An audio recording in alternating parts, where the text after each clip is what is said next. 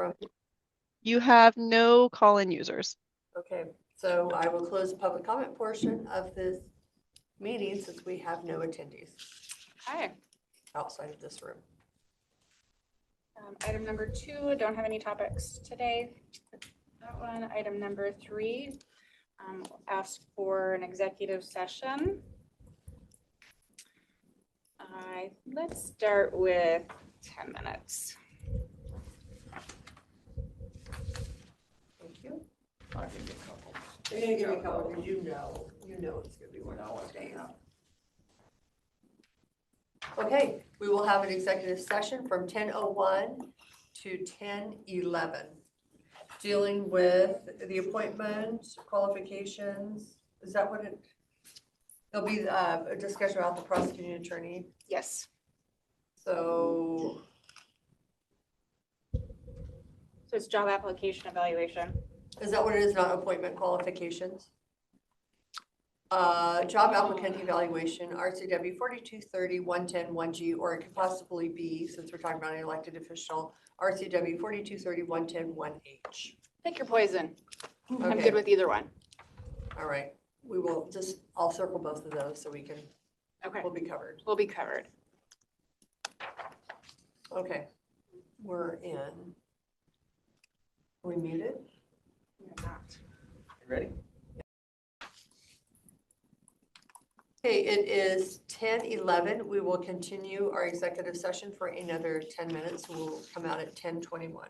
And Commissioner Jones is online. Would you like to Yes. have him be part of this? Can you take us backstage then? Yes, one moment.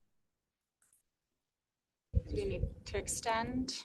Yes, let's, we are out of executive session. We are going to extend, no, we're out. We're going to extend for another 10 minutes to 10:31. We are out of executive session.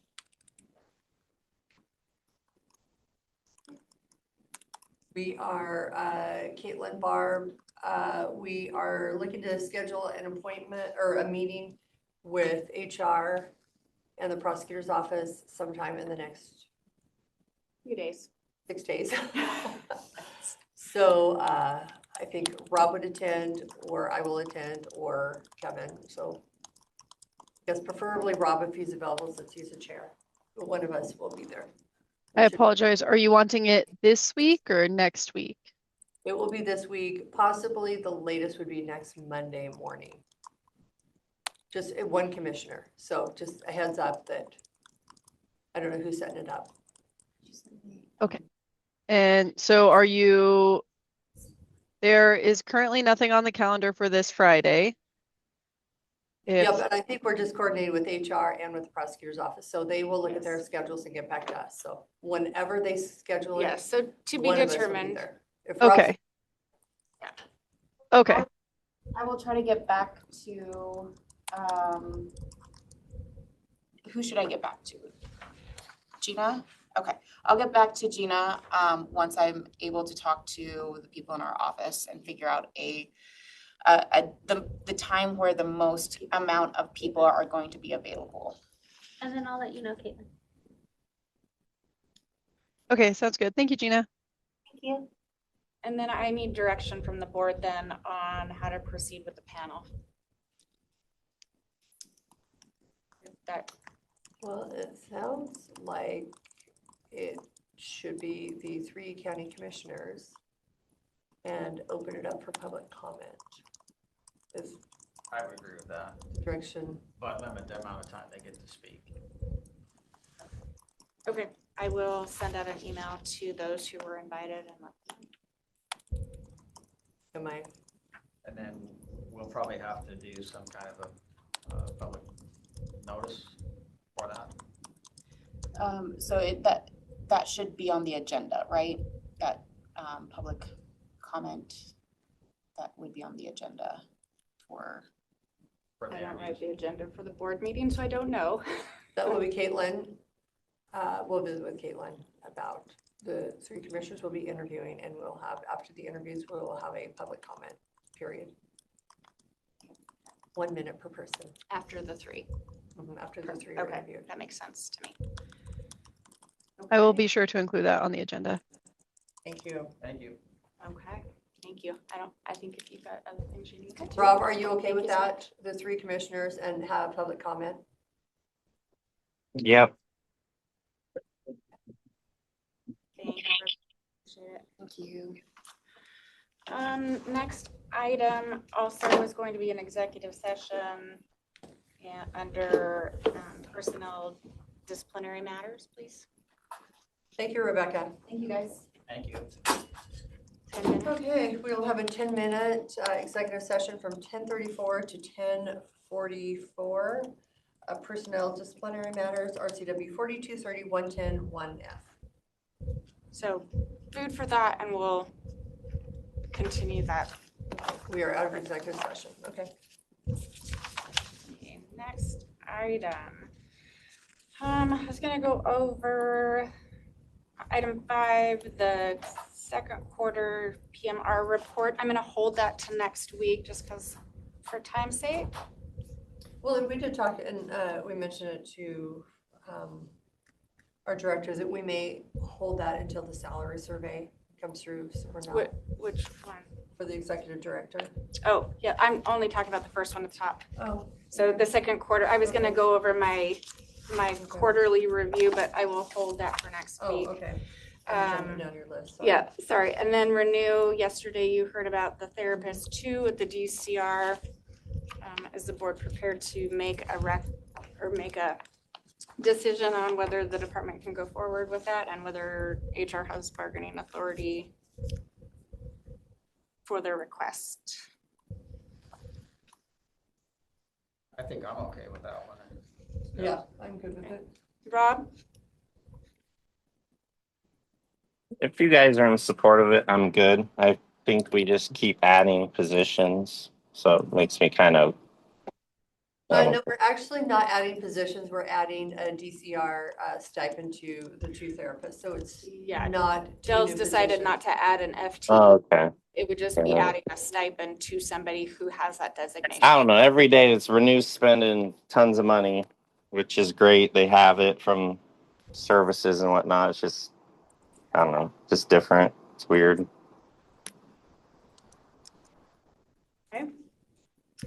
And then the last one under that is executive director for Renew. Last week, Kevin, we discussed that and whether or not we move forward with the comps that were provided or whether we hold and wait for the comp study to come back and see where it's at. And we decided that we wanted your input, so. Yeah, I think we talked about that yesterday, decided to wait. To wait? And he was okay with waiting until the comp study comes back Okay, for that. so we will hold that. Cindy, Rob, both of you are good with that? Yeah. Okay. Item number 6, the compensation study. So we were last week, maybe the week before, I'm losing track of time, there was discussion with the board about whether we move forward and with the committee who's been working on the compensation study on whether we were going to do job descriptions first and then move into the study, or whether they just do the study as is with the job descriptions they have. It was the board's decision at that time was to move through the job descriptions, clean them up before the comp study. So I provided you an update on the compensation study. With that in here, the information, they provided 2 options for the job description review piece. Option A, which is consultant-driven revisions, so they would revise the job descriptions. They would be working with elected department heads, supervisors, employees to ensure that our job descriptions are as up to date as possible. There you can see there are pros to that and there are cons. One of the cons, or the con, is it's more expensive for them to do that. Option B on the next page is management-driven revisions, where we send out, HR sends out the information to department heads, elected supervisors, managers, for them to fill out. And then they provide their feedback. Job descriptions are then updated from that. The con for that, well, the pro is that it's less expensive, but a con for that is that management is more likely to make recommendations and revisions based on current incumbents. Management will be burdened with increased workload and pressure to meet deadlines. So in our discussion, and Cindy, you were I present think we were during in that. favor of, just so it kind of levels, again, playing field, to have the consultants do it, it is more money, but you're doing the job description, you're reviewing the job description, you're not reviewing the person in that job description. So it really takes the personalities out. Yes, And if we're overpaying somebody because we like them to be in a position, I just think it will be fair for all offices and I do think it will be cleaner to have them do it. but So again, it does I don't come at want a to cost. spend another 60,000 or 58,000 to do it, but I think this is part of our problem that we keep bumping into, and it Yeah. will hopefully clean it up. That is my recommendation. Again, I'm frugal and don't want to spend taxpayers' money, but in this case, and because that was the elected officials, that was what they wanted, was a job description overhaul. The board wants a job description overhaul. I would say that we have compensation connections do that, but And it keeps the personalities out of keep the it. personalities out.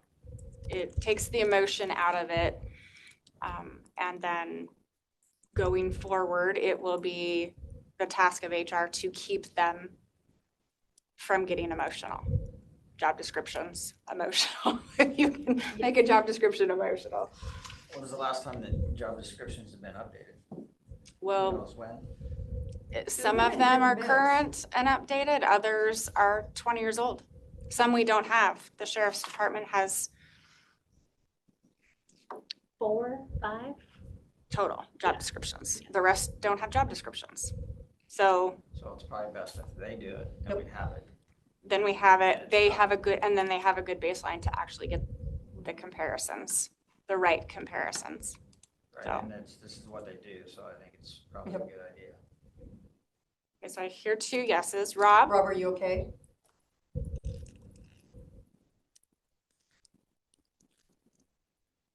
Yeah, it's way too hard to unmute this thing. Okay. Thank you for weighing in. So we will move forward in that direction.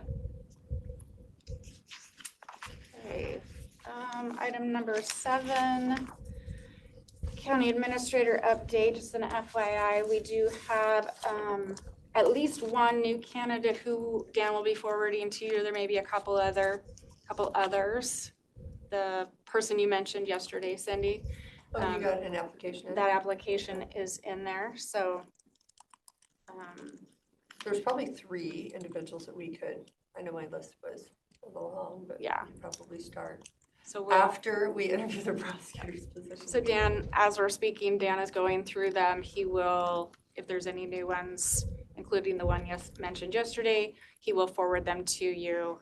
And then we'll reconvene to see if you're ready to do any interviewing or if you're looking for something different. So that's where we're at on that. County engineer, no new applicants.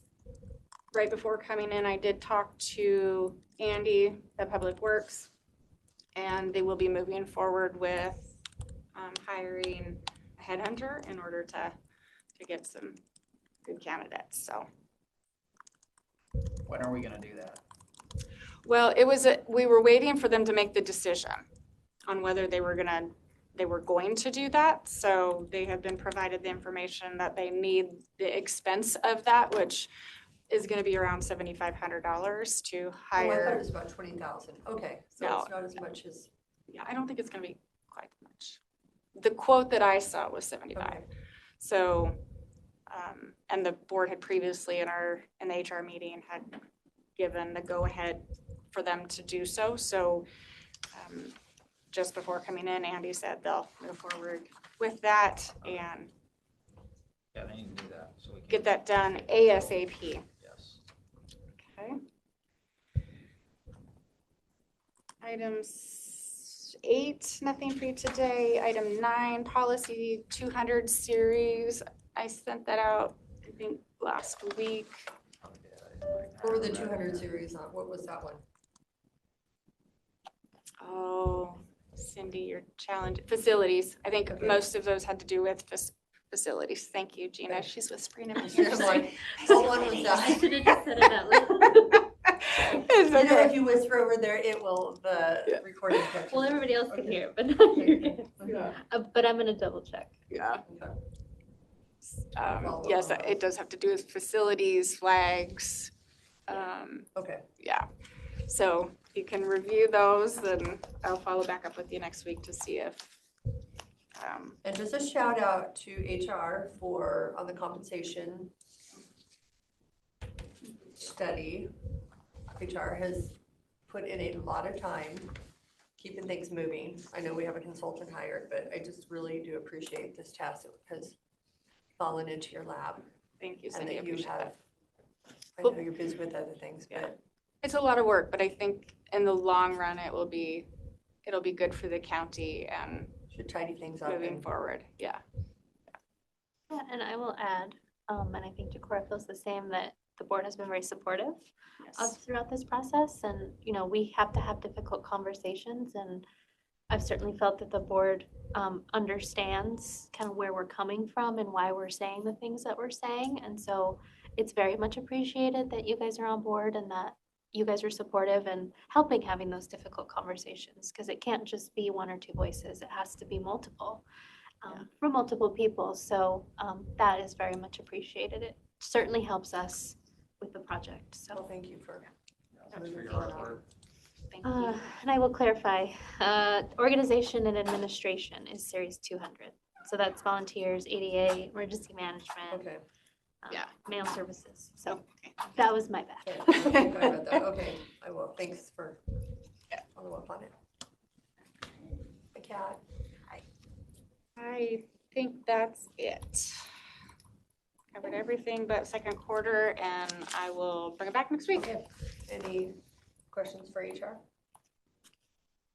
Got enough for today? Unfortunately, we pop in your office Yeah. when we have a question. Okay, it is 10:56. We are in recess until 11 o'clock, and we meet with the Safe Streets for All workshop. Kevin, you want to mute us? Good afternoon. It is 11:01. We are here with Pat from Public Works and with Firm Foundations Community Consulting to talk about Safe Streets for All. We have to get you a Grant County sticker. Yeah, and we were just saying. Do we have a Grant County sticker, Caitlin? I don't know that I've got stickers, but I definitely have some Grant County swag. Right. Apparently we I need don't have stickers. any Grant County swag. No, well, go We can- upstairs. We can use, if you have extra swag, we can use the swag when we're doing outreach too. Oh. That way, if you guys have like pens or stuff, we can We use it do. for outreach, yeah. We can All do right. that. But yeah, your logo for the county is so cool. That'd be a neat sticker, just like a little circle, even with the logo on. Yeah. But yeah. Awesome. So is it me? How does I'm it just work? giving you the time and. Okay. Yeah, well, I guess we'll Okay. turn it over to And you, then, yeah, to do that, because it says it's a workshop, so you must Yes. be instructing us on something. Yeah, is there a way to connect so that you guys can see Yeah. what I'm showing you? Yes. I don't know how to, but Kevin obviously knows. I think it's that cord right there. Perfect. Yeah. Kevin is also a IT professional. Oh, wow, so helpful. No, I don't know. Kevin knows how to do a lot of things. I know how to plug in an HDMI cord. And I think Caitlin. can you help Caitlin, us? do we, Do you, on that tablet, Kevin, there should be something popping up saying, yes, there you go. Saying There that? we go. Okay, awesome. You guys can see it, great. and do we have any attendees? Today we have 5, it looks like that are calling in. Yes. Yes, you have one call-in user. Okay. Okay. Hi, everyone. My name is Brooklyn Holton. I'm with Firm Foundations Community Consulting. We are working with CAT and the county to develop a Safe Streets and Roads for All safety action plan, which is focused around increasing transportation safety throughout the county.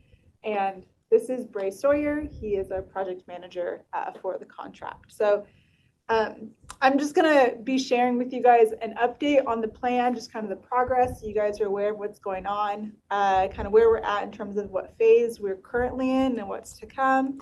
And then also talk specifically about the potential or what the vision statement potential language can be and just getting your feedback. We definitely want to make sure that it's something that you guys are aware of and supportive of, and that it is inclusive and representative well of what the Grant County leadership wants to see. So first, this whole process came out of US DOT. They have a Safe Streets and Roads for All grant program. And for the last 5 years, they've been funding planning demonstration projects, which are like a temporary project where you can just kind of try out a solution before you have to do any construction, and then full implementation. And so Grant County was awarded a planning grant, and throughout this process, the plan itself looks at establishing a task force, and that task force includes individuals from the county, so engineers, fire, sheriff, as well as other community members such as the health district, education. And so that way that we can have a conversation through the plan development that's reflective not just on kind of the government management side of transportation, but also the usability of the system. So like Grant Transit Authority, the Quadco, so your regional transportation organization, people being able to contribute to more than just the infrastructure and the development itself.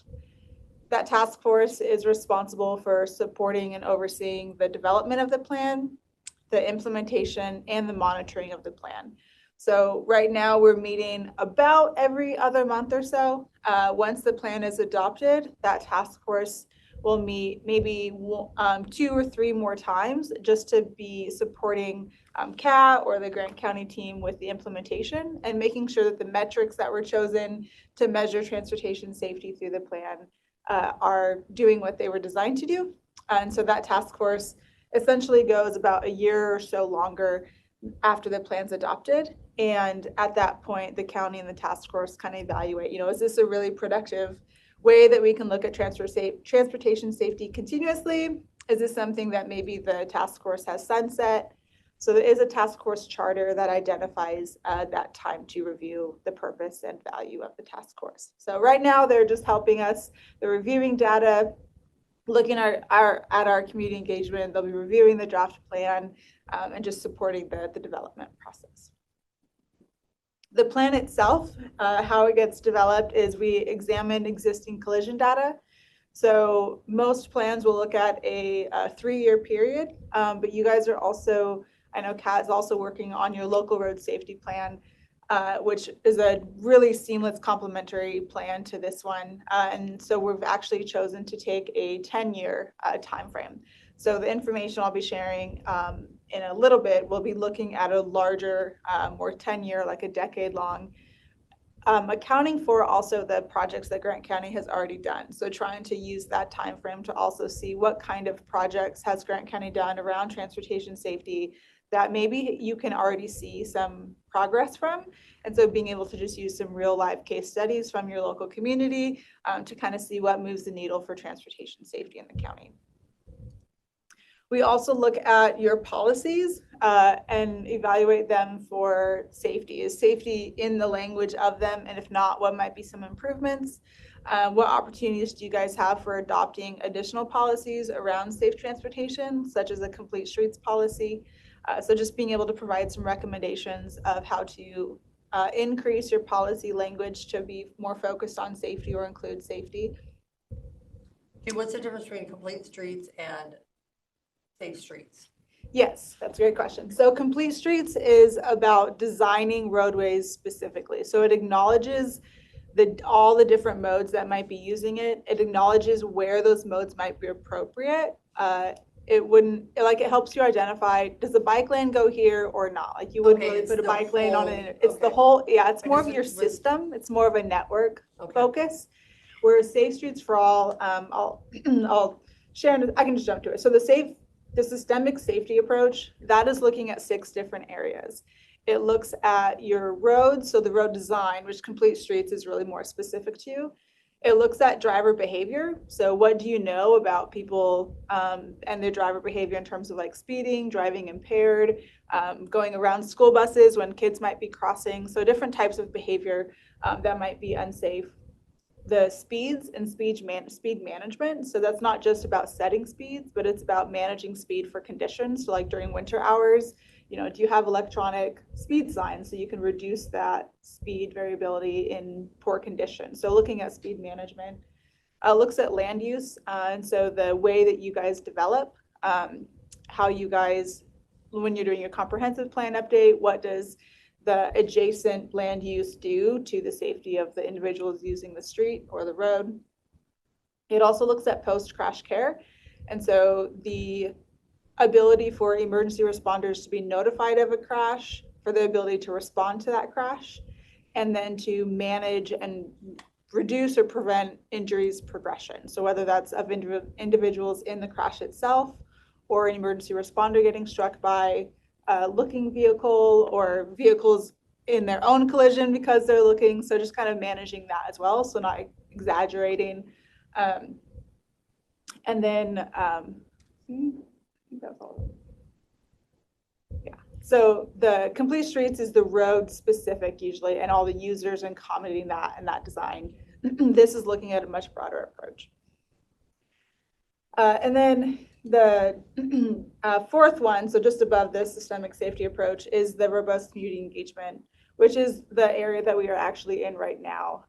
We are doing the community engagement, and I will go into that a little bit detail, but that aspect is really important to, the collision data is really helpful to understand the factors and contributing conditions for fatal or severe injury crashes specifically. The community engagement provides us with really great anecdotal information about the close calls or the types of collisions or issues that don't necessarily get reported. I heard from one of your staff that there's an individual who has a house right by a corner and his fence already this year has been redone like 4 times because people just drive off the road into it. That doesn't really get reported. He doesn't do a police report or anything like that. So just being able to understand more of the anecdotal side of people that live, work, or visit in Grant County and what are their experiences on the road with close calls or even just like frustrating transportation areas that could propose a safety issue. All of the safety action plans include a Vision Zero statement, and it is a goal statement adopted within the action plan that commits to 0 deaths of or severe injuries on county roadways. So while we do look at volume in terms of crash data and identifying high injury networks, one of the biggest things that has driven this work is reducing fatal and severe injuries. So crashes that send somebody to needing medical attention, that would be what a severe injury would be considered. So in terms of the planning progress, we have a few phases. And right now, again, we're in that phase 2 of community outreach. It does kind of dovetail with the draft planning. There's, the existing data analysis and policy review kind of overlap with the community outreach, as does the draft planning. But the main phase and focus that we have right now is the community outreach. So I just want to share a little bit of the crash data with you guys. There's a lot of information that you guys will see probably in the coming months around this in detail, but I just wanted to give a snapshot into what Grant County is looking like. The Grant County Health District actually has a Target Zero manager. They have recognized that injury prevention and injury response is a really big it's a population health issue. It's a challenge that they see happening. And so they themselves are actually involved with the Traffic Safety Commission around safe streets, and they're also on the task force. But they started that out of recognizing that Grant County is the 5th most dangerous county to drive in throughout Washington state. The 5th most dangerous? Yep, yeah, the 5th. And that again is based on just purely the collision data that is available. So that is looking at the volume and the severity of it. When we look at that data range that we have, which is about 2013 to 2024, we're looking at about 4,400 collisions along the roadway, 76 fatalities, 13 of those being including somebody that was operating a bicycle, and 10 of those with pedestrians. 1 fatality for somebody on a bicycle, and then 2 fatalities with pedestrians. And so when we're looking at the map on the screen, it shows a heat map of the general areas where we're seeing higher volume and fatalities happening. And so those hot spots where it's yellow, it's going to be the most dense for volume. So the 76, what was the period of time? It was more than a year, I'm assuming. Yeah. Was So, this a yep. 10-year study? This is Okay. within a 10-year, yep. The year, 2022 was the year with the most fatalities, and there was actually 13 of them in 2022, which is in line with the data that we see during COVID. There was less overall collisions, but more severe collisions because I think people had the roadways and they were driving, you saw a lot higher speeds happening.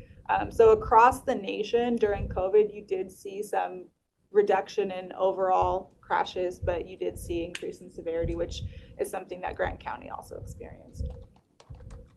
So that there's kind of like a line in the middle of Grant County on this heat map, and that is Dotson Road. The blob is the Moses Lake UGA area, and then there's a little bit of yellow over to the left of Dotson Road, and that is Road 5 Southwest, I believe that's what it's called.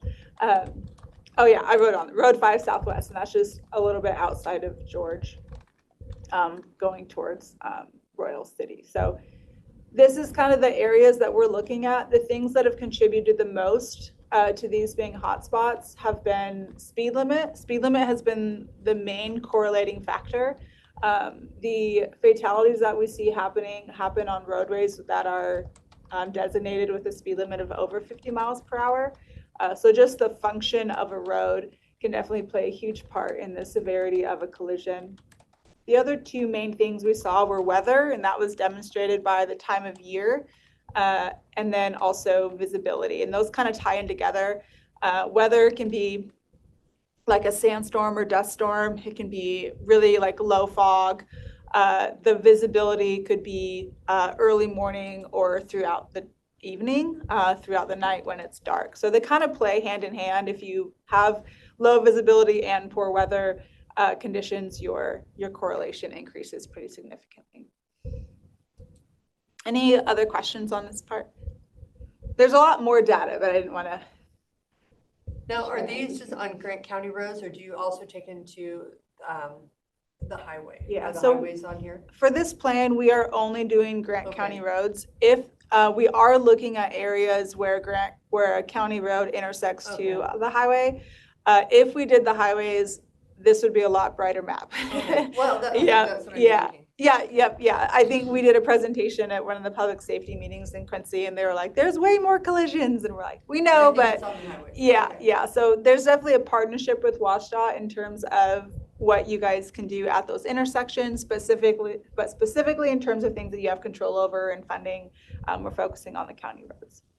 So that crash data, Grant County is the 5th most dangerous county to drive in. Is that Washington? Yeah, And that's county? that's when you think of all That makes more roadways in the sense. state. Okay. Yeah, yes. Yeah, good clarification. That's why you slow down at intersections, whether or not you have the stop sign. Yes. I always watch for other people. Yeah. I just don't ride bikes. I will say this has definitely influenced my own even driving awareness and everything. But I've been in this work for a little over a decade, and I feel like every year there's something new that makes even more. And one day I'm like, I'm never gonna leave the house one day. Never riding a bike. I'm never gonna be a pedestrian. I'm never gonna. Yeah. So I just wanted to share about where we're at right now. At the beginning of this process, we developed a community engagement plan, which identified different ways that we could connect with the Grant County community. And so the main ones that we utilize to get anecdotal feedback is our survey, which is one of the main screens of that survey is pictured here, which is available in both English and Spanish.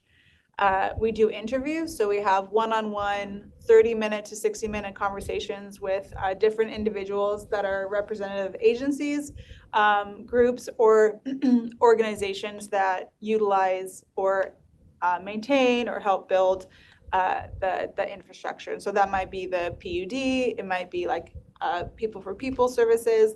So just being able to get a broader, more specific conversation and get the detail from them around their experience with transportation beyond what the survey has capacity to capture. And then events. Attending events, and those can be complimentary, meaning we show up to events that already exist. We came to the Sage and Sun Festival here in Ephrata a month ago, more or less than that, right up front. And then have had conversations with different groups like in Quincy and working with Grand Coulee and Coulee City as well. We have a few opportunities coming up in August. So our outreach is going to be going through August. We'll be working with the county to be at the fair. Connect the fair. Yep. So we'll be doing that. And then some of them can be organic. We haven't seen a need specifically to do organic events just yet. We might be doing that in more the northern Grant County area when we're trying to work with the senior centers. But the organic events are ones that we kind of host or prompt. They're not ones that are already existing that we join into, the ones that we kind of take the planning initiative for.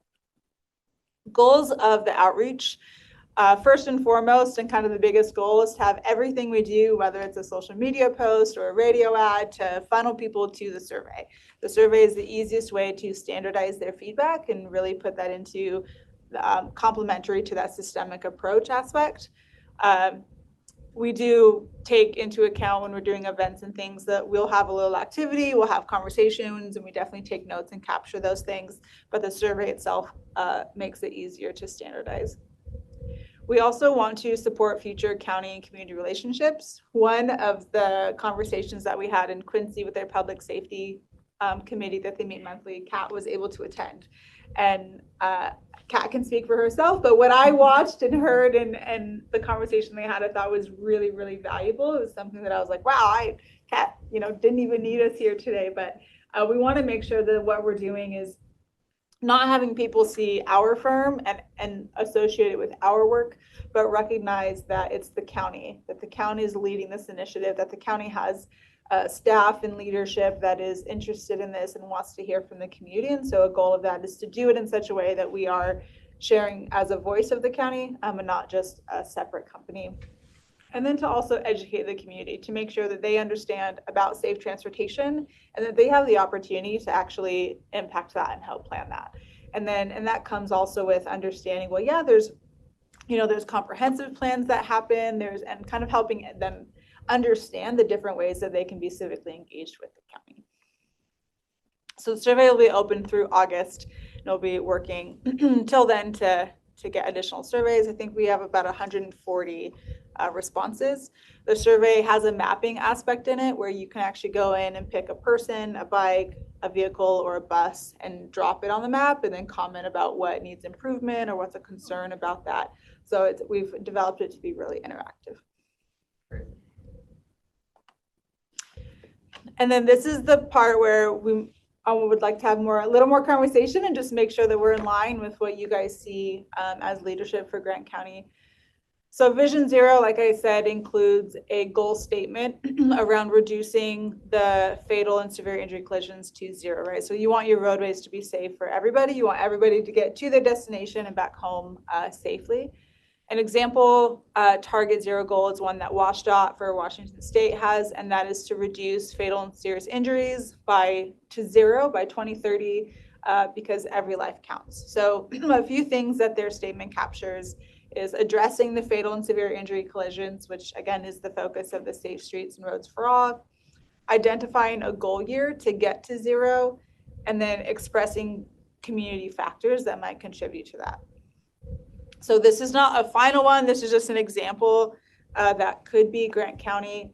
This will be something that I take back your feedback today and also work with the task force and staff on to be able to really draft it. But something around the lines of Grant County seeks to reduce fatal and serious injury collisions to 0 by 2035 using the safe systems approach. Each person deserves to travel safely, whether they are living, working, or visiting Grant County. So it's a simple statement, but it captures a lot of different things. And then, you know, the plan itself will have a lot of the implementation, the policy, the recommendations, the strategies around funding and project prioritization that the staff can then use. So today I kind of just wanted to hear from you guys about the WashDOT's Target Zero goal versus the example I provided for Grant County. And if there's any aspects that are standing out to you that I really like this one, I think this feels like it's missing, or if you have any questions, definitely, how does the 2035 year feel to you guys in terms of having that commitment? So that would be just under 10 years working to reduce essentially this is saying the year of 2036, we want to pull all of our collision reports and see that there were no severe or fatal injuries that happened that year is essentially what this goal is getting to. So any thoughts or questions or comments around that? My only comment would be is, I find it very difficult Yes. for it to be 0. It's idealistic. I mean, Yeah, it's just it's- unrealistic. I mean, it's a great concept, but Yeah. I find it unrealistic. Yeah, there are, so granted Leavenworth is tiny, they have 0. I think part of that is because of how many people they have and they're not a county. There are a few that do see 0, and the safe systems approach is, the reason it's so diverse is because they recognize you guys can't control human behavior. If somebody decides to leave their home, you know, impaired and drive, and they, you know, cause and create their own situation, those are things that are definitely out of your hands. And at the same time, creating this culture within Grant County about safe driving, about you not driving impaired, or, you know, supporting those environments. Those are the things that we want to emphasize. So if there's parts of it that are like, well, this seems really, you know, out of reach, what are the reasons that feels out of reach? And maybe we can try and reflect or address that specifically in the plan, acknowledging that there's a lot of things that you guys can't control. Education's a component, Yeah. right? Well, I Because think- like in Mattawa, we have issues with people not wearing safety belts. Sure. So that would be part of the education, Yeah, things like that. yeah, But I think Grant County is unique because of the roadways that we have, 2-lane roads with, you know, Wide open. with, you know, they may be completely wide open, and then you may have areas where you're driving up along the lakes where you have sheer rock walls Mhm. and no shoulders. Yeah. I mean, so it's. But I would say the residents of Grant County Drive, we don't have as many cars on the road as some of our more populated counties, but we're driving longer distances. Yeah. So just to get to here, And in it's almost general- 80 miles. yeah, more time behind the wheel, just Yeah. the a day. nature And of the it, speed's yeah. a factor because most of the driving is done on higher speed roads. If you look at the percentage of our roads Yeah. at the higher speeds, that's a higher percentage, so that therefore it makes sense, it's gonna correlate with that. And then we have ag equipment on and off the road. Yeah.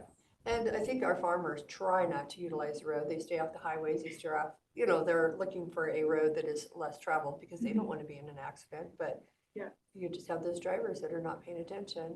And I think some of our drivers, definitely alcohol is a contributor, but I think it's a cell phone and it's Yeah. not paying Cell attention. phones.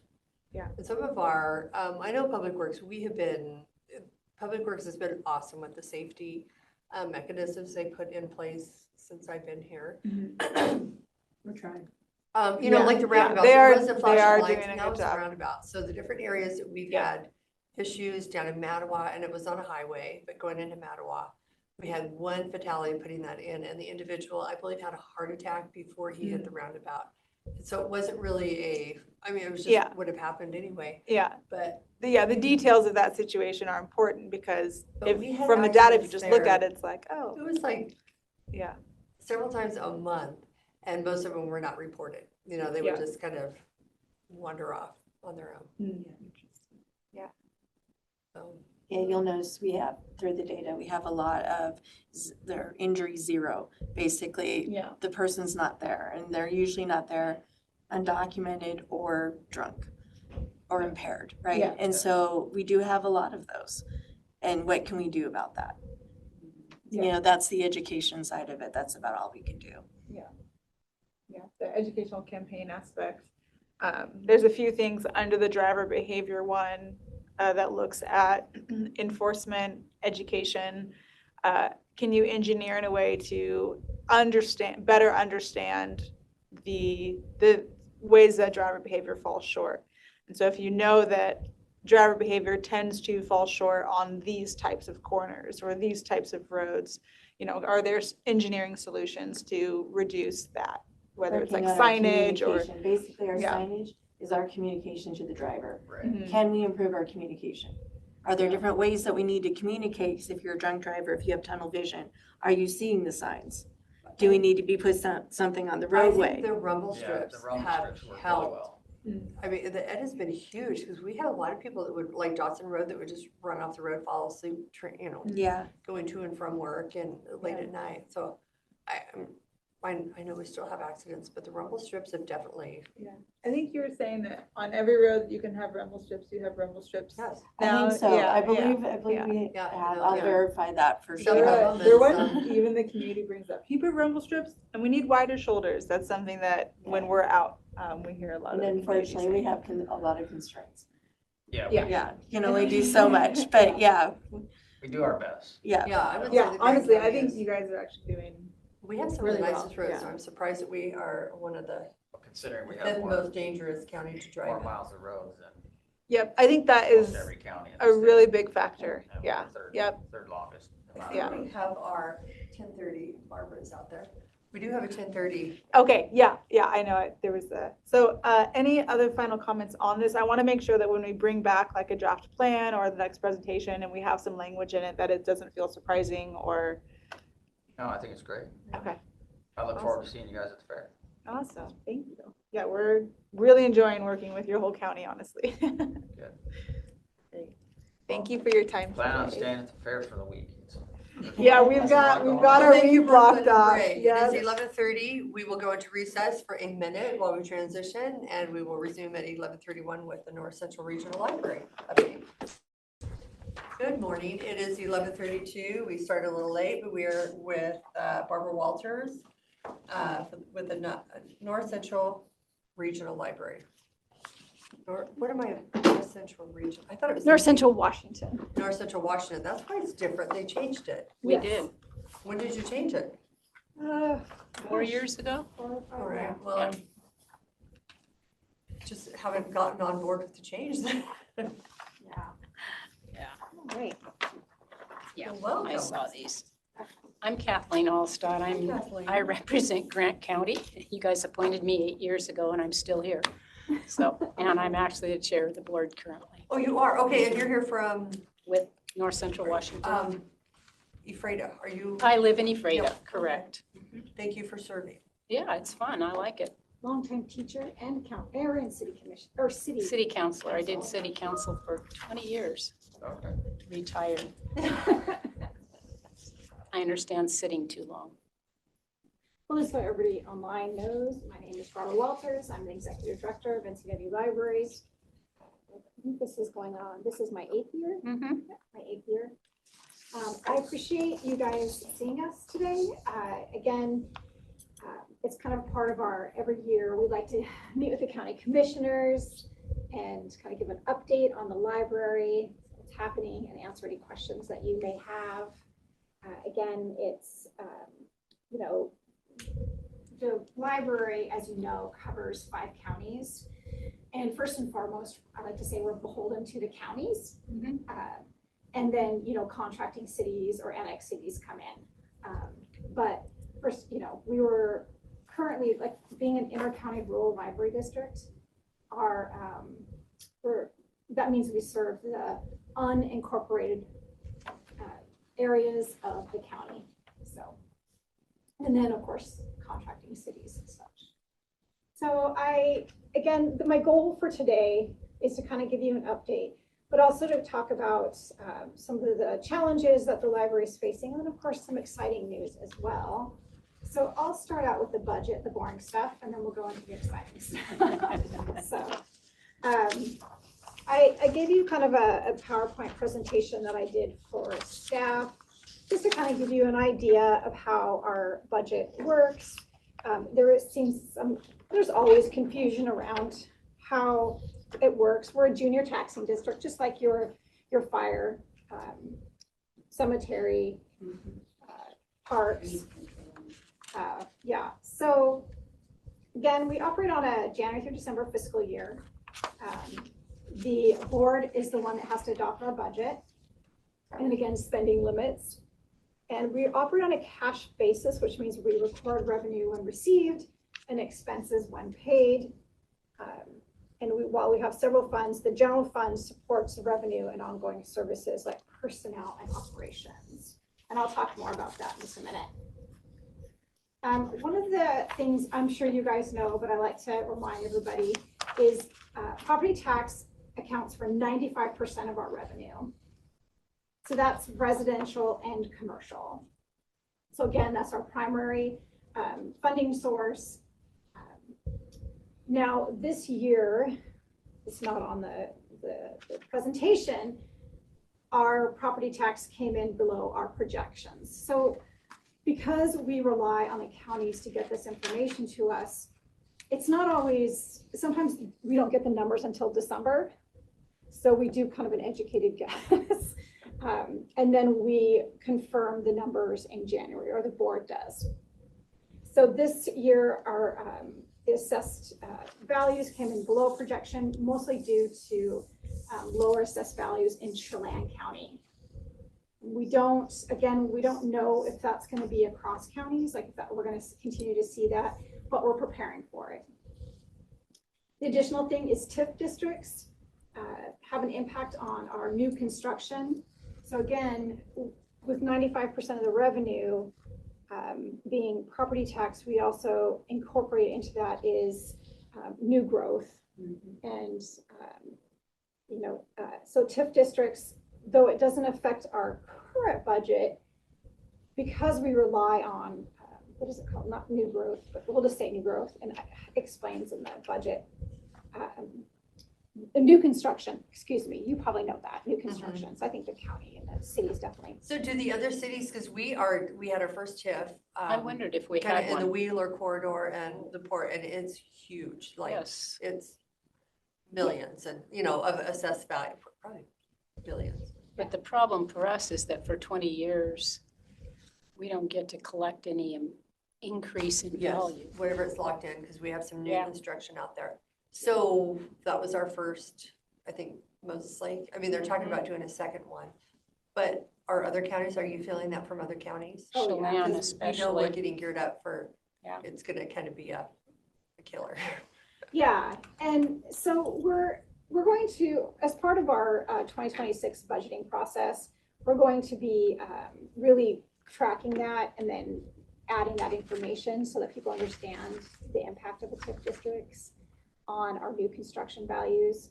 So yeah, it's frozen for us, and we're collecting the same as what we would normally, unless it's a port district. We don't, obviously, we don't collect from port districts because they're,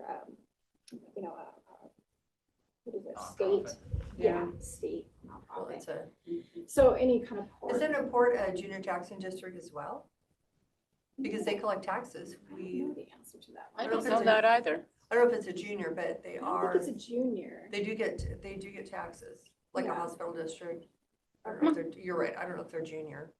I have to look at my I'm tax gonna Google it statement. right now. Okay, But yeah, I'll just we keep all track. pay for the port district. Yeah. Yeah. well, I'll keep trying. So with that, TIF districts it's more of the long term where we don't, so one of the things that we do, like in Quincy and some in Chelan County, we get new growth, new construction with all of the server farms. It's like Microsoft. It's interesting, like when you look at as soon as a company puts in a server, as soon as those bolts are in, they have to pay they have to pay property tax for that. Right. So in Malaga, where I live, they're building a huge facility out there, Microsoft is, and they're putting it in a TIF district, so we won't realize any of those funds. Again, we'll get what the original value was. So I just don't have a lot of information about the impacts. I do know that each, anybody, I think it's port districts, county, cities, I can't remember what else, can form TIF districts. Gotcha. And so like if the county, if you wanted to do a port district, or excuse me, wanted to do a TIF district, you could only do 2 that impacts, not just me, but other junior taxing districts. But I mean, together, that's like 6 or more TIF districts that can happen. So again, we're just tracking it and making, and And it's something relatively new, so I feel like we're gonna feel it. The port districts are senior taxing districts because they are subject to property tax levies, so they're senior. Yeah. Okay, now we know. The interesting thing about it is because our levy rate, and we'll talk more about that, is at 25 cents. That's a drop from our regular levy rate at 50 cents. So per thousand, 25 cents, and it's in the kind of a breakdown is the next one, library levy rate calculation. It's confusing. And we get a lot of questions about this. So I like to always, did you know all property owners within our district, whether living in unincorporated areas, annexed or contracting cities like Ephrata, pay the same rate? That's always been a question. Because we're set up as a rural district, people sometimes think we don't serve cities. We do serve the cities. And whether they annex or contract or they live out in the country, they're all paying the same rate.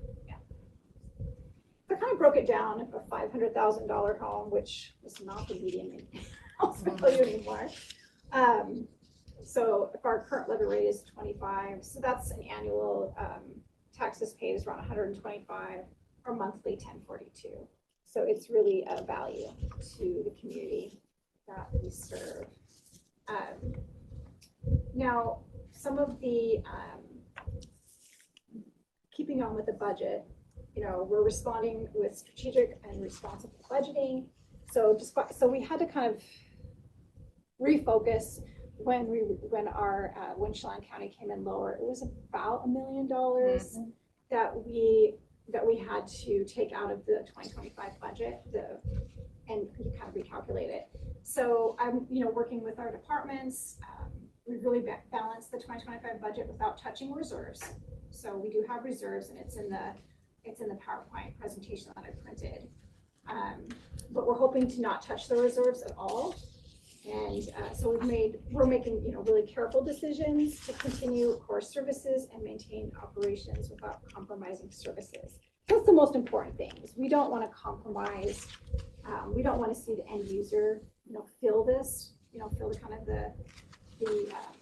the crunch. So we're working towards other ways that we can save money without affecting the end users. Let me make sure that I'm on track here. So our total revenue for 2025, including that, was $16,774,115. What I want to point out is that's a 98,000, almost 100,000 increase from 2024. If you go to the next page on our expenditures, you can see that personnel alone increase over 2024 was 693. So as you can see, our costs are just skyrocketing. Do the librarians in the different cities work for you, or do they work? Okay. They're all our They're- employees. All the Yeah. people are our employees. Yeah. Anything inside the building comes from us. Yeah, so walls in. Okay. So Yeah. computers, all of that stuff. So this is actually personnel between 68 to 72. That's actually average for state average for library districts. Books and materials is actually a little bit lower. It's usually 11 to 12%, but it's one of the ones that it's being hit. Now, some of that it's fascinating. I just like to share this. is our digital resources are skyrocketing and the usage is skyrocketing, but so are the costs of digital material. So I don't know if any of you like check out a book online, you can read it on your device, or an audio book. Those are costing us more and more. There has been some legislation suggested to kind of control those costs because I kind of think of it as kind of fleecing libraries, right? So I'm talking like books are like you could get on Amazon for, let's say, and I'm talking digital downloads for like $20, $25. And some of the material that it's like $75. They're just really marking them up. There are very few companies that actually create the books that people check out online. Databases where somebody might go and do consumer reports and read that, that's not cheap either. But the actual physical book that you might check out through Libby and get to keep for X many days, the costs are, they're just going crazy. And libraries across the US are facing this. We have no way to push those publishers to be reasonable. It's a gold mine for them. Yeah, it is. And again, there are other resources for books, but people want they want the James Patterson, they want the latest Stephen King, they want who's an author, the latest, Barbara Kingsolver, yeah. Yeah. So to get that material, there's only one vendor that really does all that for us. And then operating 21.87%, which is everything. That includes all of our overhead costs, basically. You know that insurance is really socking you. I'm sure it's doing the same to us, and we face that in November, December. So we're trying to hang on to enough money to meet whatever increase shows up. Yeah.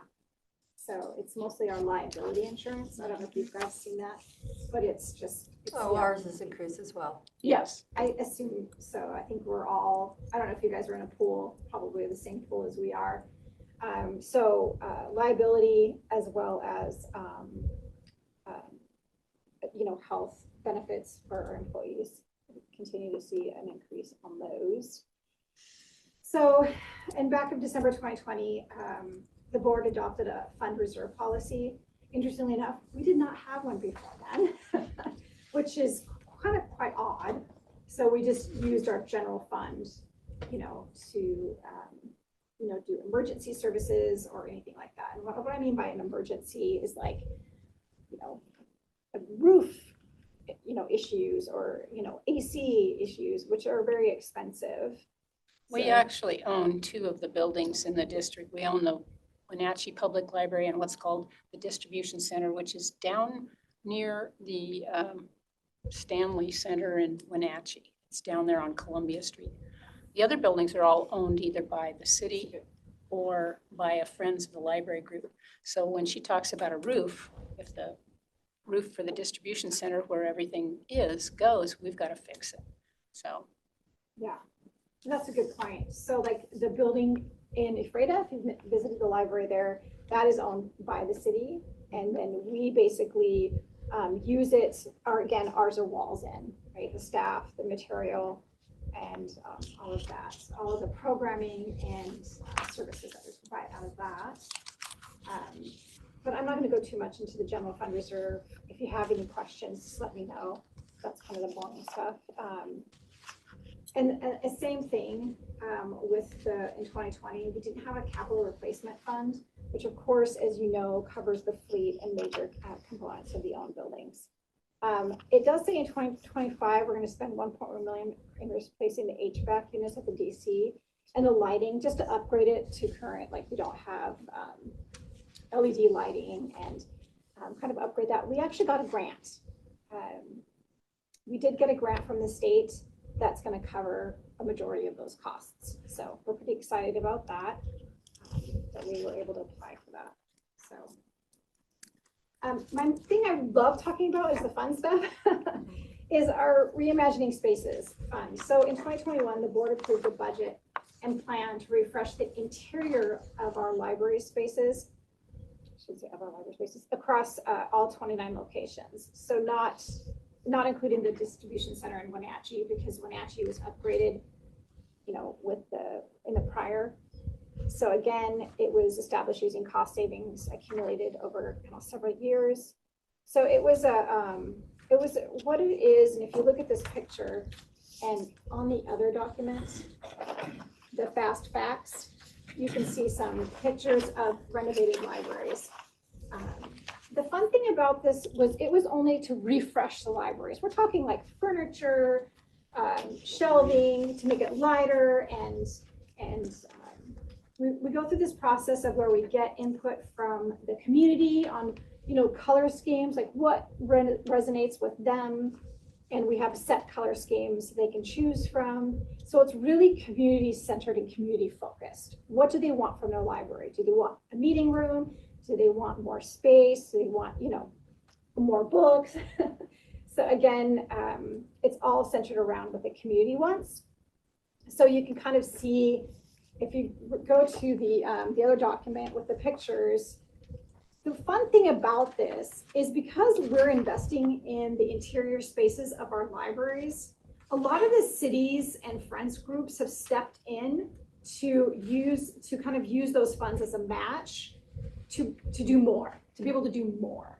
So like in Royal City is a perfect example. They just opened up their library. If you go to it, it is absolutely stunning. It's beautiful. They have a meeting space, which the whole city, it's actually already booked, almost like 6 months right now out, or 3 months for sure. I think it's only 3 months if you can. Other, organizations, local organizations. What's the one I just went to out of here, out of Soap Lake? It was for, to talk about the resources for addiction, around addiction. They're meeting there. So it's going to be a great, and it's free. It's free for anybody to use, right? And it's a bigger space where they can have more programming, because my favorite picture of the old Royal City Library is, it was it was so tiny. It was smaller. It would have fit in this. Oh, it would have. The whole thing. well, and there were like programs, it's really popular programs, and it was stuffed. I'm assuming it was probably overstuffed, but it was And it was built by Gary Piercy. really, He donated all the labor on that. He did it for free. the new library. Yeah, that's Yes. pretty It's nifty. a grant for the materials, but he donated, him and his son, their And his family son, donated son-in-law, all the yeah. material, or all the time to put that in. Yeah, It's pretty nifty. it's really cool. They put a lot into it. I mean, if you look at it, they didn't, like with the glass doors for the meeting room, they can either be clear or shaded. Oh, I mean, they really went. I have not made it in, because on their grand opening, I was busy, so I'll have to. Well, it shows Soap Lake and Royal. Soap Lake is so bright and clear and clean now when you go into their new refreshed library up there. And I was at the opening for Cooley City, and it was, like I told you, wonderful. There were kids, parents, and like I said, a child selling eggs. I should have bought some, but So do you guys do those upgrades every year? we've been trying to do one. We've got a whole schedule, and we have a person that we've hired who organizes all of this and deals with the contractors and the architects. Okay. And we're moving through them fairly quickly. And we hired a temporary staff too, as well, to help us through the Reimagining Spaces project until it ends, just to kind of, again, save money, but also their wage comes out of the Reimagining Spaces fund that the board set aside. Again, it's kind of, the whole idea around it was to kind of take our libraries from this old fashioned view of, that everybody's just sitting around reading books, and we didn't have any space to do programs and services. Ephrata's coming up, so I think the new ones that are coming up is Ephrata. I think Quincy's coming up. Quincy's fairly new. I think there'll just be kind of, Theirs isn't as major, that's correct. yeah, so that we'll do some, minor interior upgrades.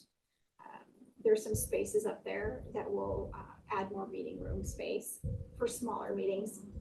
cool thing about this too is if you think about Soap Lake, which is a great example that Kathleen was mentioning, is there's even they even put up a glass, meeting room, right? Again, it's small because the space is small, but you can have, kids can come in and study, they can do, remoting into classes.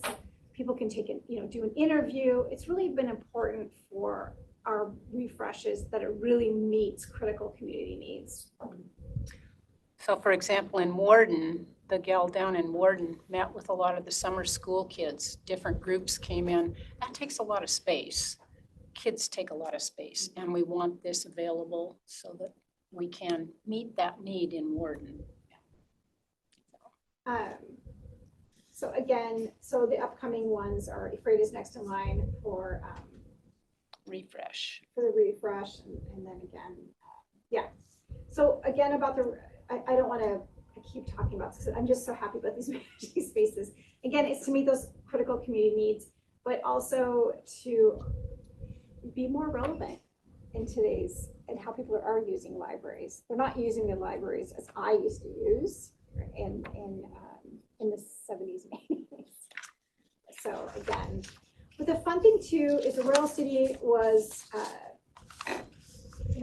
really spearheaded by the Friends group, right? Again, we said we're committing these dollars, and the Friends group, well, we want to use that as a match. And as you know, they got a $500,000 Is it Department of grant. Commerce? No, it was a grant. They got Was a it Department of USDA? from the local. Oh, Lozier, oh, Paul Not Lozier. Paul Lozier. Yeah, You got a $500,000 Yeah. what do you call it's it? a grant. Grant from the Paul Lozier Foundation, which allowed them to kind of take this to the next, next level. Anyways, it's because we're putting this money in and they're able to say, hey, we're partnering with the city. The city donated the land in Royal City. We're partnering with the library. The library is putting this much in. It's really making those friends groups to kind of really committed, really excited about it. And then it also helps with applying for grants like the Paul Lozier, and then also the Department of Commerce.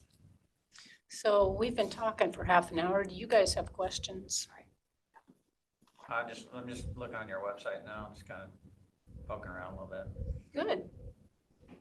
I also showed, and you can let me know, and I'm sorry if I'm over chatting, but so impactful moments is also included on the last page of your of the fast facts, and it's just to really show the impact we're having, right? The warden up in Warden, that summer school students, I mean, that's so many students that we're helping.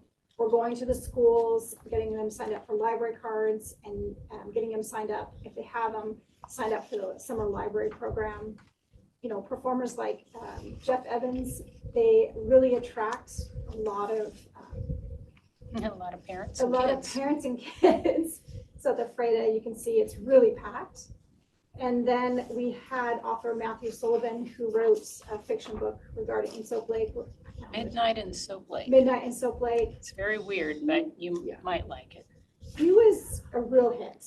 All of his programs were attended by community members. And again, our programs are, you don't have to have a library card to attend our programs. They're free for the entire community. And then, of course, our bilingual outreach events with, with the number of Spanish-speaking populations in all of our counties. We are really focusing on our bilingual outreach to, just to kind of welcome them into the library and understand how our services work, that they're, they're free for anybody to use. So I'm probably going a little bit over. So what questions do you have? I just have a comment on this, Okay. on this little picture, this cute little picture.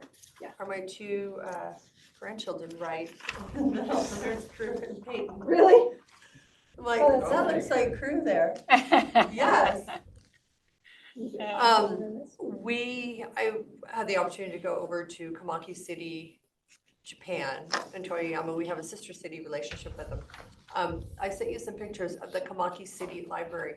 the library there, it's beautiful, and the city pays for it, the city manages it. And it is like a youth center, you know, it's not just a youth center, but there were tons of kids there. And they have kind of like their classrooms, they have different areas, but they have a lineup in the morning when the library opens. It's kind of Isn't like that their, I great?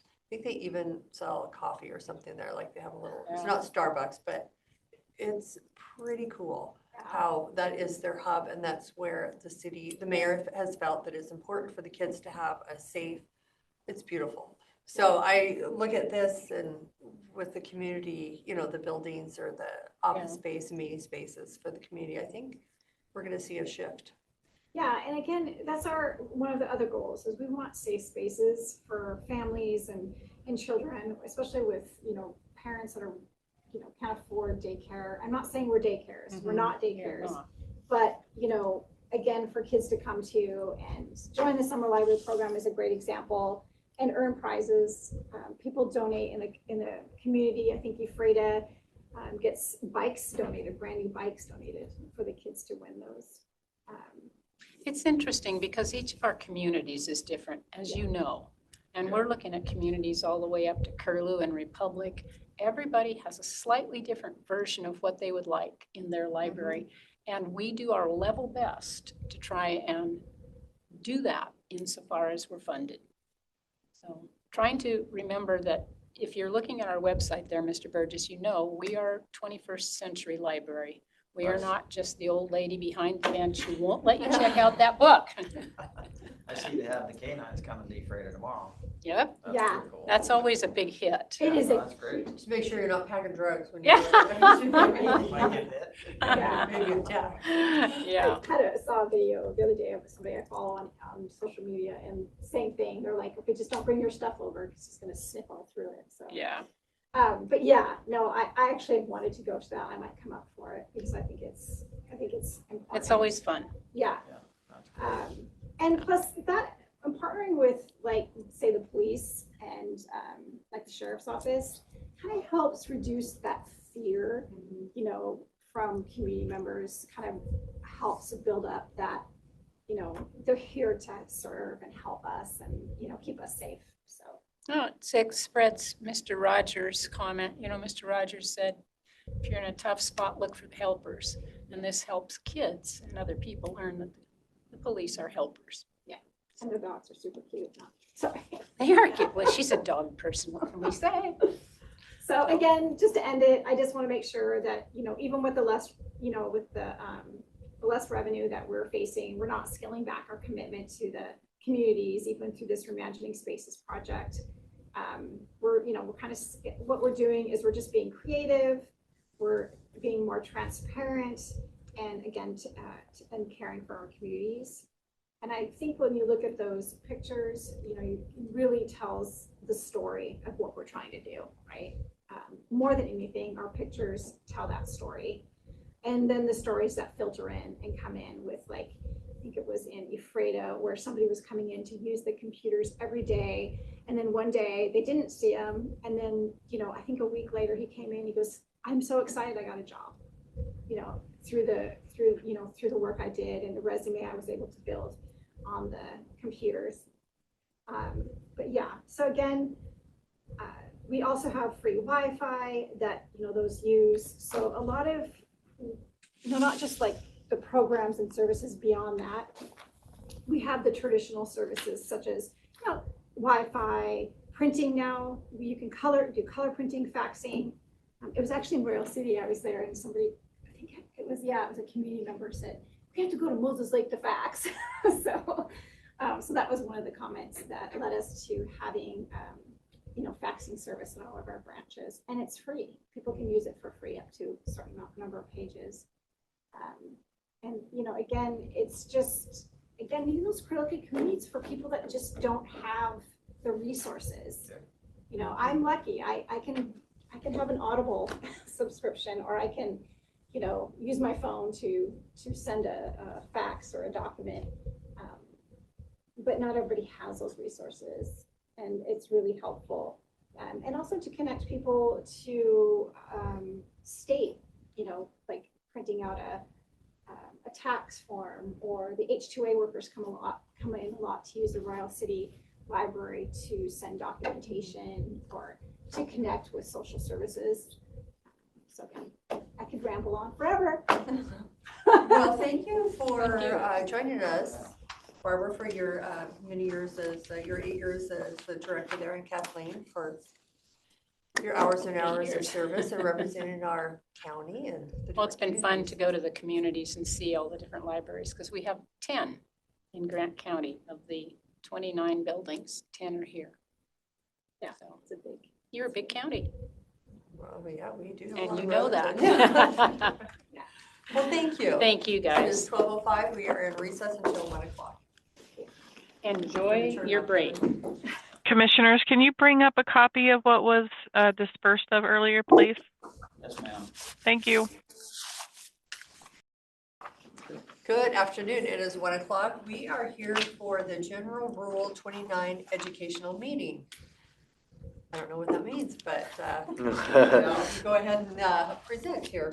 Okay, so on behalf of Grant County District Court and along in conjunction with Grant County Superior Court, we set this meeting to hopefully educate our commissioners, and we hope to educate additional elected officials and members that need to be educated about General Rule 29.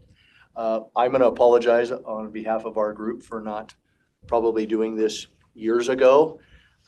I bet no one has ever done it for you guys. This might be a first. Yes. I'm not saying it is, but part of our training, we get trained on judicial independence every year. Pretty much, there's always a section in our training.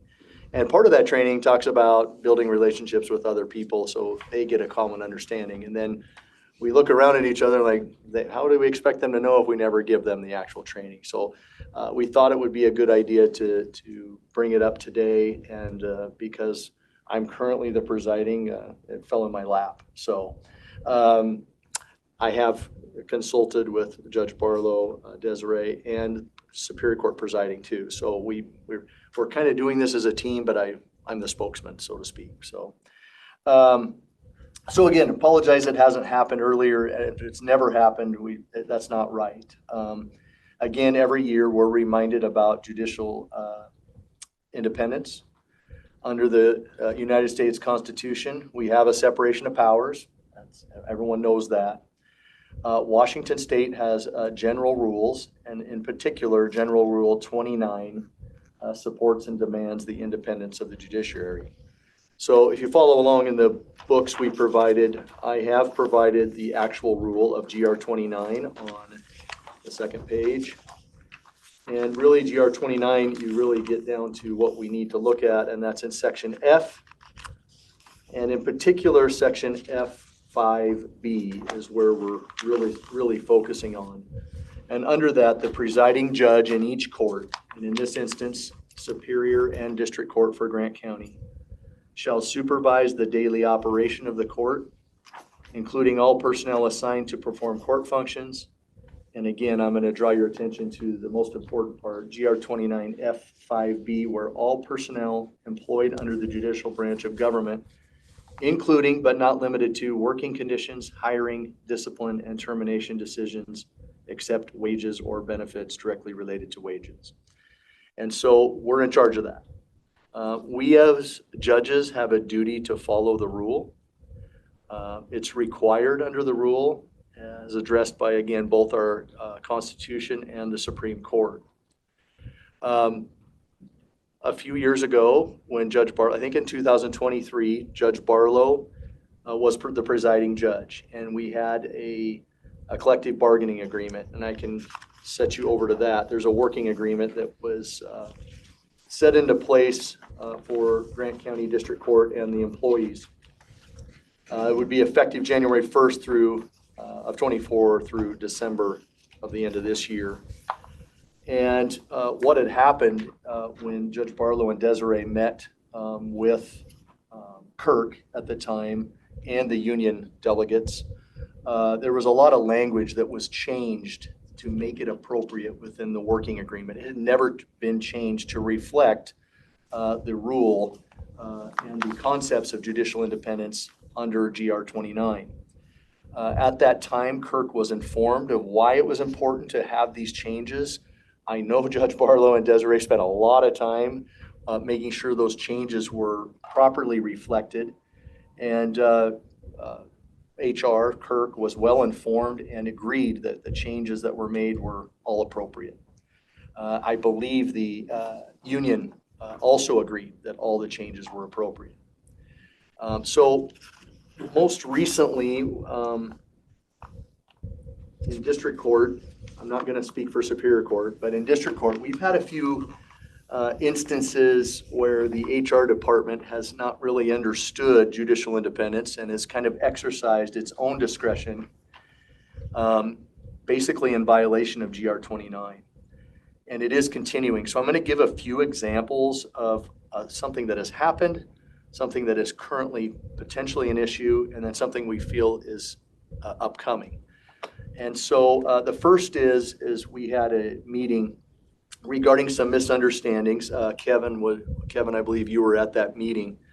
And we kind of aired out some of the stuff. And what we felt was that they did not truly understand GR 29 and the concepts behind it, and really the concept of judicial independence. The meeting was good. We did get something accomplished, and we reached what is called a memo of understanding between us and them. And at the bottom of that memo of understanding, it simply says that no action shall be taken by human resources concerning working conditions, recruitment, hiring, discipline, personnel files, records, or termination, unless we request their assistance with that. Otherwise, it's our responsibility. We provided that to the Human Resources Department.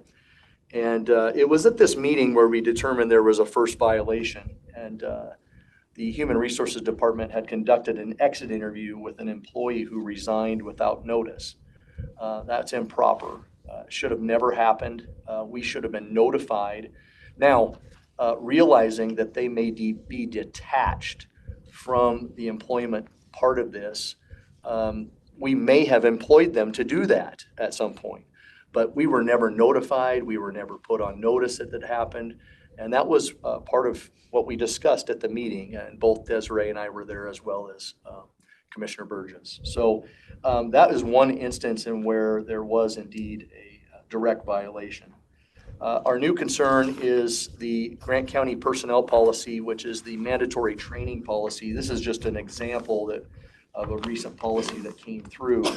And the highlights don't come through very good, but any section of that personnel policy that is highlighted, we believe is in direct violation of the judicial independence that's assigned to our court. So training is one of the things that is on our terms. We're not here to say that the training is not needed or wanted or beneficial, but it should be determined by the courts what training should be done. And if we agree that it should be done with the policy, then great. But we're not being approached by human resources regarding this. And here in a minute, I'll tell you why it's important that we do get approached by them, and we discuss that. And so one of the other things, and you can look through some of the things that are in direct violation of GR 29.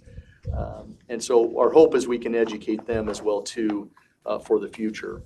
One of the upcoming issues that I know that might also be, and I wanted to give an example of each, something that's happened, something that's kind of at issue now, and then something that's in the future. There has been talk about a time clock policy or some sort of time clock device. Again, we as the courts believe that is something that is left for us to determine whether or not we need that or not. Again, not to say that it's not something we would use, but we have to be able to have control over whether or not that is something we agree to, simply based on the rule. We're following the rule, and we have to follow the rule. Recent training that has been done, we get, again, every year, there's a section on judicial independence. The next set of documents, there's a judicial independence desktop bench card. This was created by Judge David Larson. He is kind of the leader in judicial independence on issues in Washington State. I don't think they say he's the leader, but we feel he's the leader. He's very, this is his baby, so to speak, and he talks in this bench card. It's developed for the judges, and it's developed to remind everyone where the power lies. And so I've highlighted where that power has been highlighted and what the court controls versus what others control. Additionally, there's the 2024 training included these slides. I think they're very important because the GR 29 can be summed up really quickly in that slide regarding judicial independence. And they break it down into two other types of independence: decisional independence, and it gives examples of that, and then operational independence. And the operational independence is the reason why we're here today. Judicial and administrative duties cannot be delegated to other branches, simply can't. Now, we can ask for assistance and we can ask for help, but it just simply can't be that way. And to add, we appreciate assistance. Absolutely. And we seek it out. We have sought it out. We just want to make sure there's a clear understanding. And again, this is part of the educational piece. The court manages and supervises the staff. And then again, the presiding judge is ultimately responsible for ensuring all the duties are performed under the General Rule 29. The last slide is my favorite because that's why we're here. We want to build relationships with all elected officials, especially the ones that are the most linked to what we do in court, which would include our county commissioners. And really what we want to try to do is hopefully mend that relationship with the Human Resources Department and have them educated on the similar situation, which I know they essentially work for you. And so that is something else we wanted to provide. Now, legals. We can't be here and talk about legal issues. And so one of the things that I want to point out, and we've attached a case, Judge Barlow found this case, and it hits home. It's lawsuits where the other branches of government have interfered with judicial independence. And one of the first cases comes out of Adams County, where District Court Judge Hilly essentially made a decision to terminate a district court clerk, and that was not in, basically wasn't under the county personnel handbook. She didn't follow that. And the answer was she didn't have to. And that's how the court ruled in that case. It's just an example. The reason why it's a kind of a key example is it does include a Grant County case that occurred a few years before that. I don't know if anyone was here when that happened, but it's in Grant County Osborne versus Grant County. And it talks about the authority of the county commissioners specifically. Every situation can be a little bit different, but this case is a good highlight of where the judicial independence was compromised. Maybe not necessarily on purpose, but it was. So I referenced an older case, and then I referenced a case which was discussed at the last judge training. And that was a case involving Judge Lev. Some people pronounce it Love, but it's on the last page of the materials. And Judge Lev versus the city of Bellingham.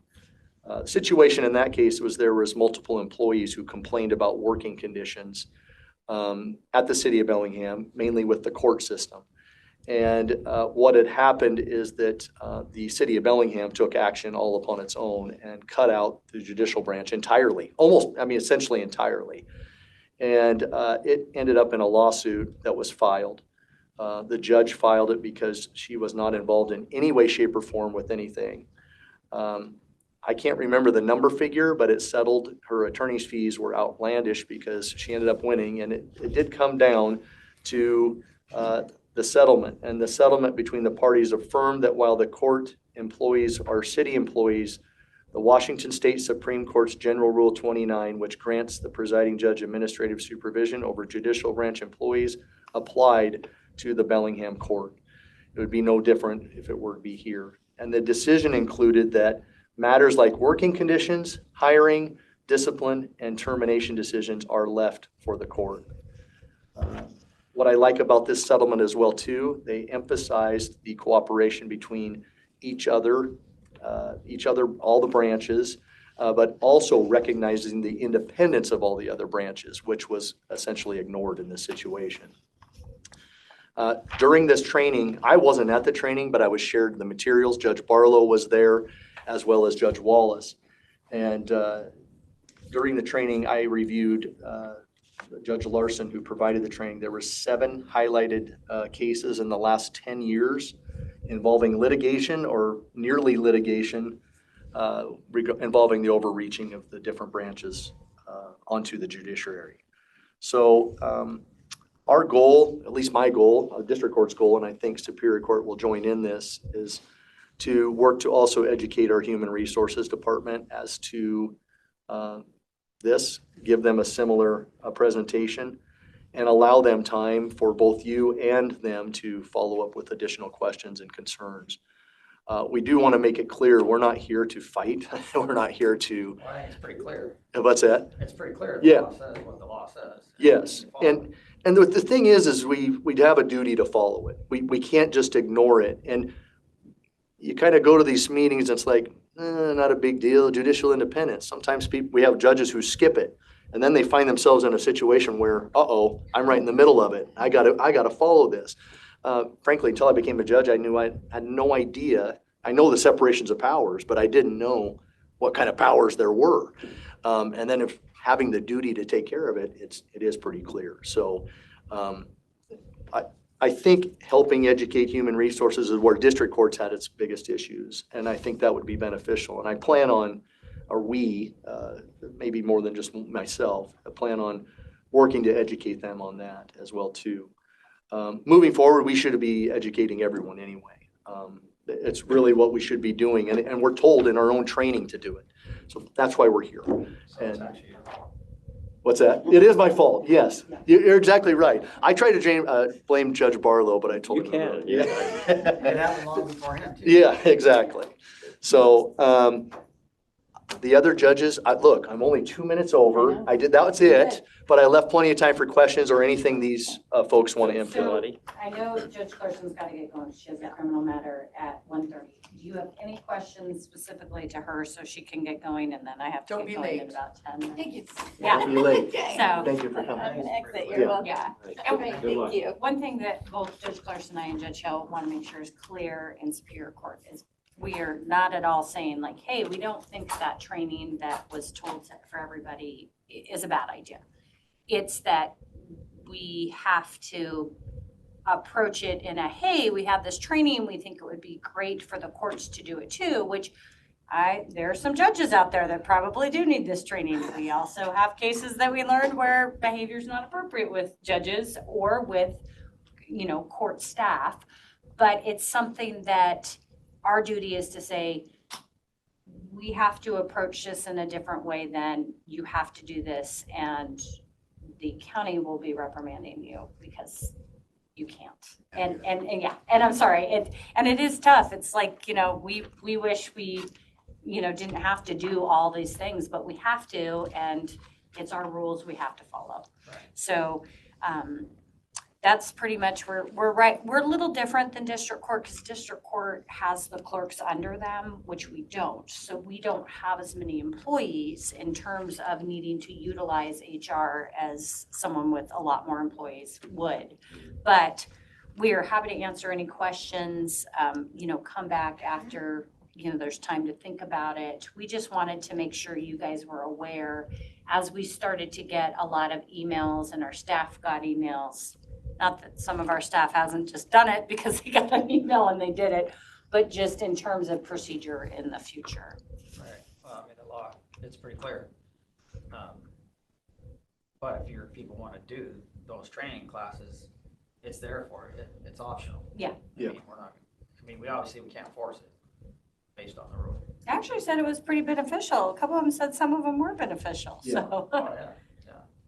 So one of the things that we have to evaluate, and again, this is different, I'm speaking for district court because I think Superior Court has 4 employees versus we have 30, is how do we do all that? How do we manage all that? How do we keep that? Because we have 2 real big issues going on, especially with our clerks. That is, they have regular jobs to do, and moving them from those jobs for the training can be difficult. It requires lots of planning. The other issue that specifically district court's going to have is we are changing our internal case management. Is that how you put it? Case management system.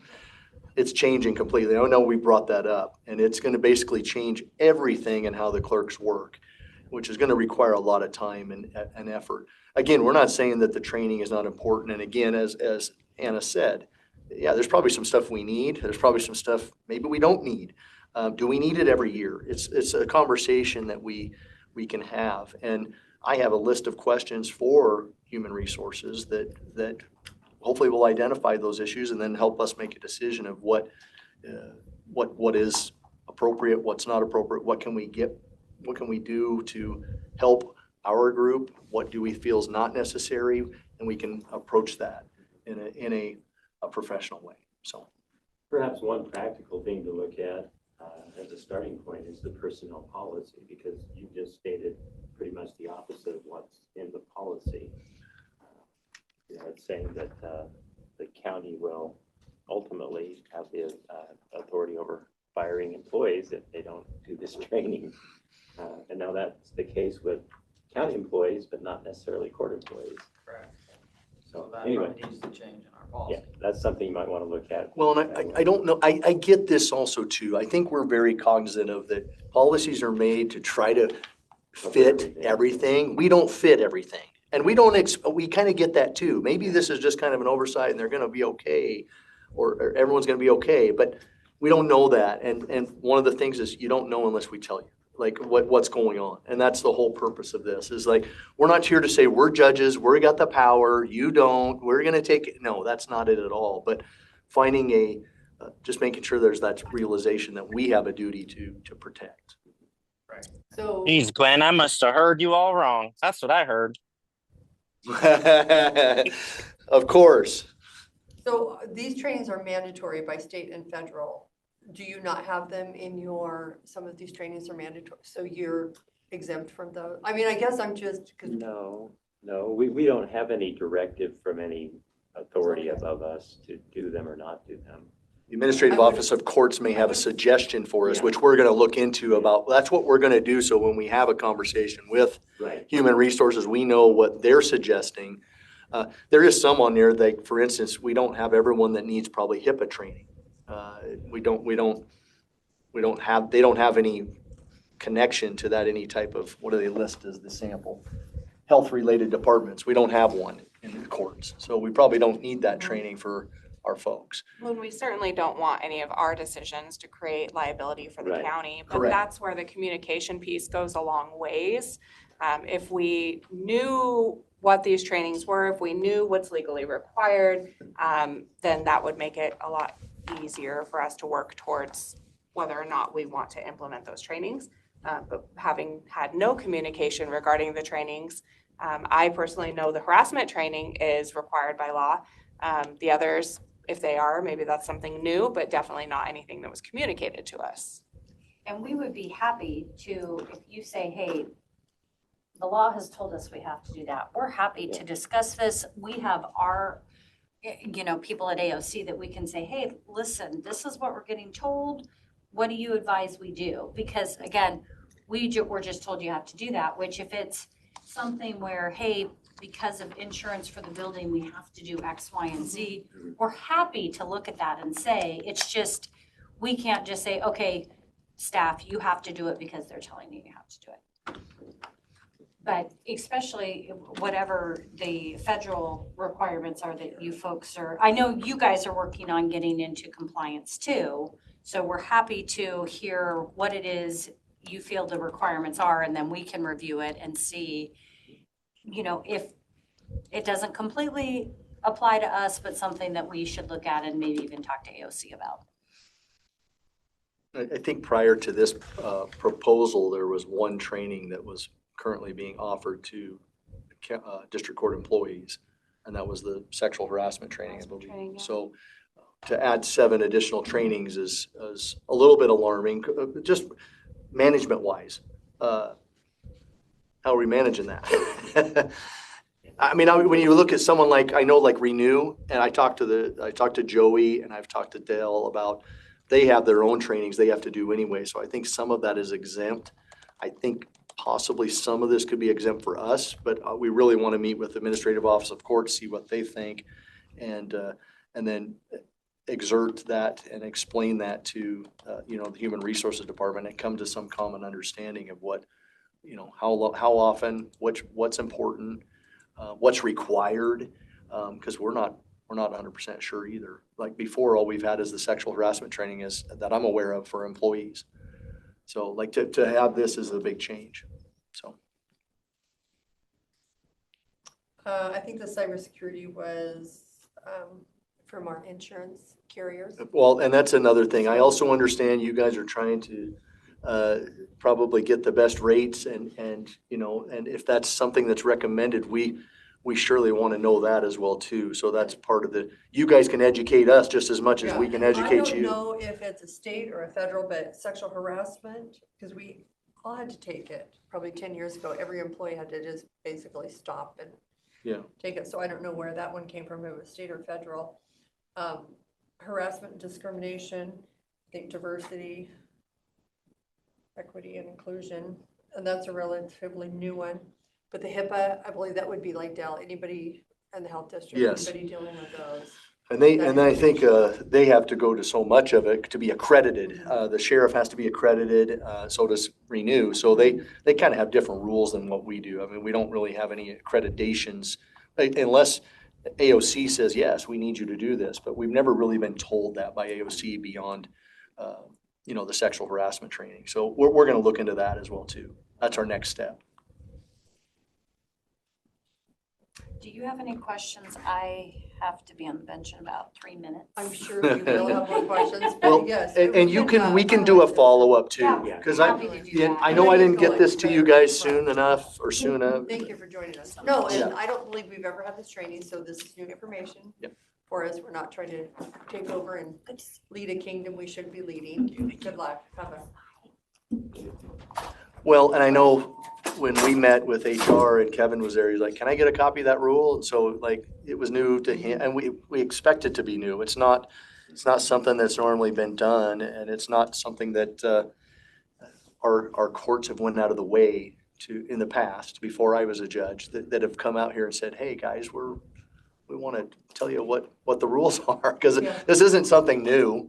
And I think our insurance, we've had some claims that we've had to pay out. We've had some lawsuits that are still pending. Understood. And I think this addresses some of those concerns. Yes, because and that's one of the things that it's alarming is how much of the overreach has led to litigation. And you don't believe it because you just don't see it very often, especially here. But man, the examples that the last training is like, this is happening. You see it more often in municipalities where, and I think Judge Barlow would agree, where there's a mayor and there's someone that, city's not running the way they really want it, and they can go and move all their stuff to the county, and they do it without including the courts. And that's where a lot of people have been in trouble. So it's generally been in more of a municipality where you see a lot of the litigations. But it still works with the counties as well too. So it's still an issue. So we appreciate your support of the courts. Yeah. The court truly is the weakest branch of government, the judicial. You're not supposed to tell them that. Well, we thought we were, as commissioners, we are literally, we can't even make a decision by ourselves. ourselves. Anyway, well, we all depend on each other and clash with each other sometimes, those three branches of government, and it's a wonderful system. I wouldn't have it any other way. Balance is power. Well, we will, I guess, modify this, pass the Yes. information on, and Digest. then, I guess. Review, if you need a follow-up, we're open to do that. And again, Well, I'm our sure plan we'll is to present this to Human Resources at some point. And if you guys want to be part of that as a refresher, we would gladly invite you. We weren't sure to invite them here and now, just simply because we wanted to make sure that you guys were kind of where we're at first. It might be a good idea to have you guys provide this to them and then all of us get together at Okay. the same room. Well, and I'm sure there's So we can make the requirements changes we need that to make. Fair enough. I guess would not be dictated through the county, through the policy, but it would be dictated through your office then. I'm sure if there's federal guidelines for every employee, they would fall under, I guess you would be dictating them, not us. Right, that's essentially the difference. How that works. 'Cause It gets a little muddled in that figure it area. out, but yes, When it we talks will about reach employee, it out. gets a little muddled and really the wages and the benefits that are associated with that's really the only thing that they kind of deal with, but we can also Everything use else is them. your guys' responsibility. Right, but I think you'll see a lot of courts rely on them as a partner. Not that they have to, but that's what our hope is. So, okay. Thank you for your Thank you, time. guys. Okay, well, thank you.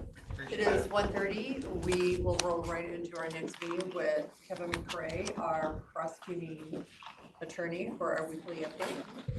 Thank you for joining us. Thank you. Thanks, guys. Good afternoon, Kevin. Hello.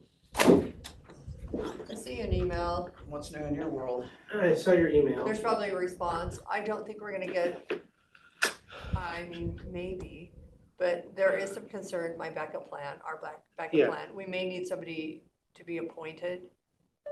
So what I would like to do is, I did see your email, what I would like to do is wait till the 21st or Okay. the 22nd. Because that still gives you a week. And hopefully and then we'll have more of an idea and I can talk to Okay. whoever you appoint, see who who they think would be appropriate. I'm a little concerned about if I name a name now, it's kind of politics within the office. The obvious person has medical issues, so I gotta wait and see if those resolve a little bit. And so I hear your Okay, question. well, no, we Yeah. can totally wait. I just wanted to give you a heads up that there's a Mhm. possibility and, Sure. Rebecca is online. Okay, thanks. yeah. And it should be for a short period Yeah, of it would be a time. short period of time, but May so, only be a day or two, could be a week or two. yeah, so, And so if it's maybe all not, right, maybe- I would prefer to answer your question maybe on the 22nd. And see where that goes. Yeah, our office is kind of in a holding pattern waiting. So, I don't think I have anything remarkable about cases that are ongoing or issues that we have right now. So, do you have any questions or concerns or? Well, yeah, we have some big decisions to make in the next little bit. Of course we do. But I think one of us, we need to figure out who's gonna go. Rob. if Sounds Rob's like available. tomorrow. Yeah, tomorrow at 3:00. I think he's available in the morning, but not. Rob, are you available to go to the prosecutor's office tomorrow at 3:00? I'm not available on Wednesday, no. Thursday I was. I think it's tomorrow. Kevin, do you want to go or I can go? Are we gonna flip a coin or what? All right. Well, if you'd like to go, you can go. I just thought one of us needs to go. I mean, I'll be over here, so. If you want to go. Cindy, you probably have no diversion tomorrow. I do have the diversion meeting, yes. I guess I'll see you guys Yes. tomorrow at 3. You're kind of But last you minute. didn't want to go. I didn't want to commit and then tie up Kevin and saying, I don't want to go. But Kevin has a meeting at Veteran Services at.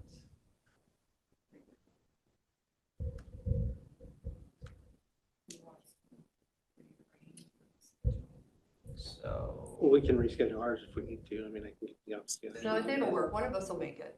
The diversion. Is that tomorrow in Moses Lake? Yes, that's your monthly one that you just. Okay, so. Is it possible if I came over earlier? Yeah, but it is with me. Is HR supposed to, Gina kind of set this up, so. I have not been involved, I just. Well, Kevin, I can do the 3.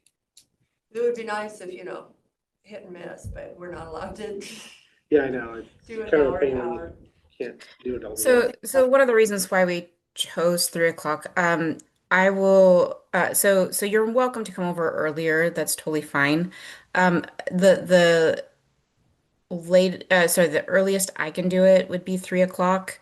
I would not be able to do any earlier on Wednesday than 3. So, which you don't, I don't have to be there. But if you want me there, then the earliest I could be there tomorrow is at 3 o'clock. And I can do it, Kevin. We can discuss this too at our one of us will be there, so. Yeah, we'll get it figured out. 2 o'clock. We'll have an answer at our 2 o'clock meeting. Did Thursday and Friday not work? I'm sorry? Did Oh, Thursday and Friday not work? so Friday is a possibility. The problem with Friday was that we had a lot of people out of our office. So there was going to be a Gotcha. lot of Yeah. people out. And so we were trying to find a time that was going to be able to have a lot of people there, a Makes time frame. sense. Well, my And meeting, Friday just wasn't going to, catch a lot of people. I can make 3 work. 3 will definitely work.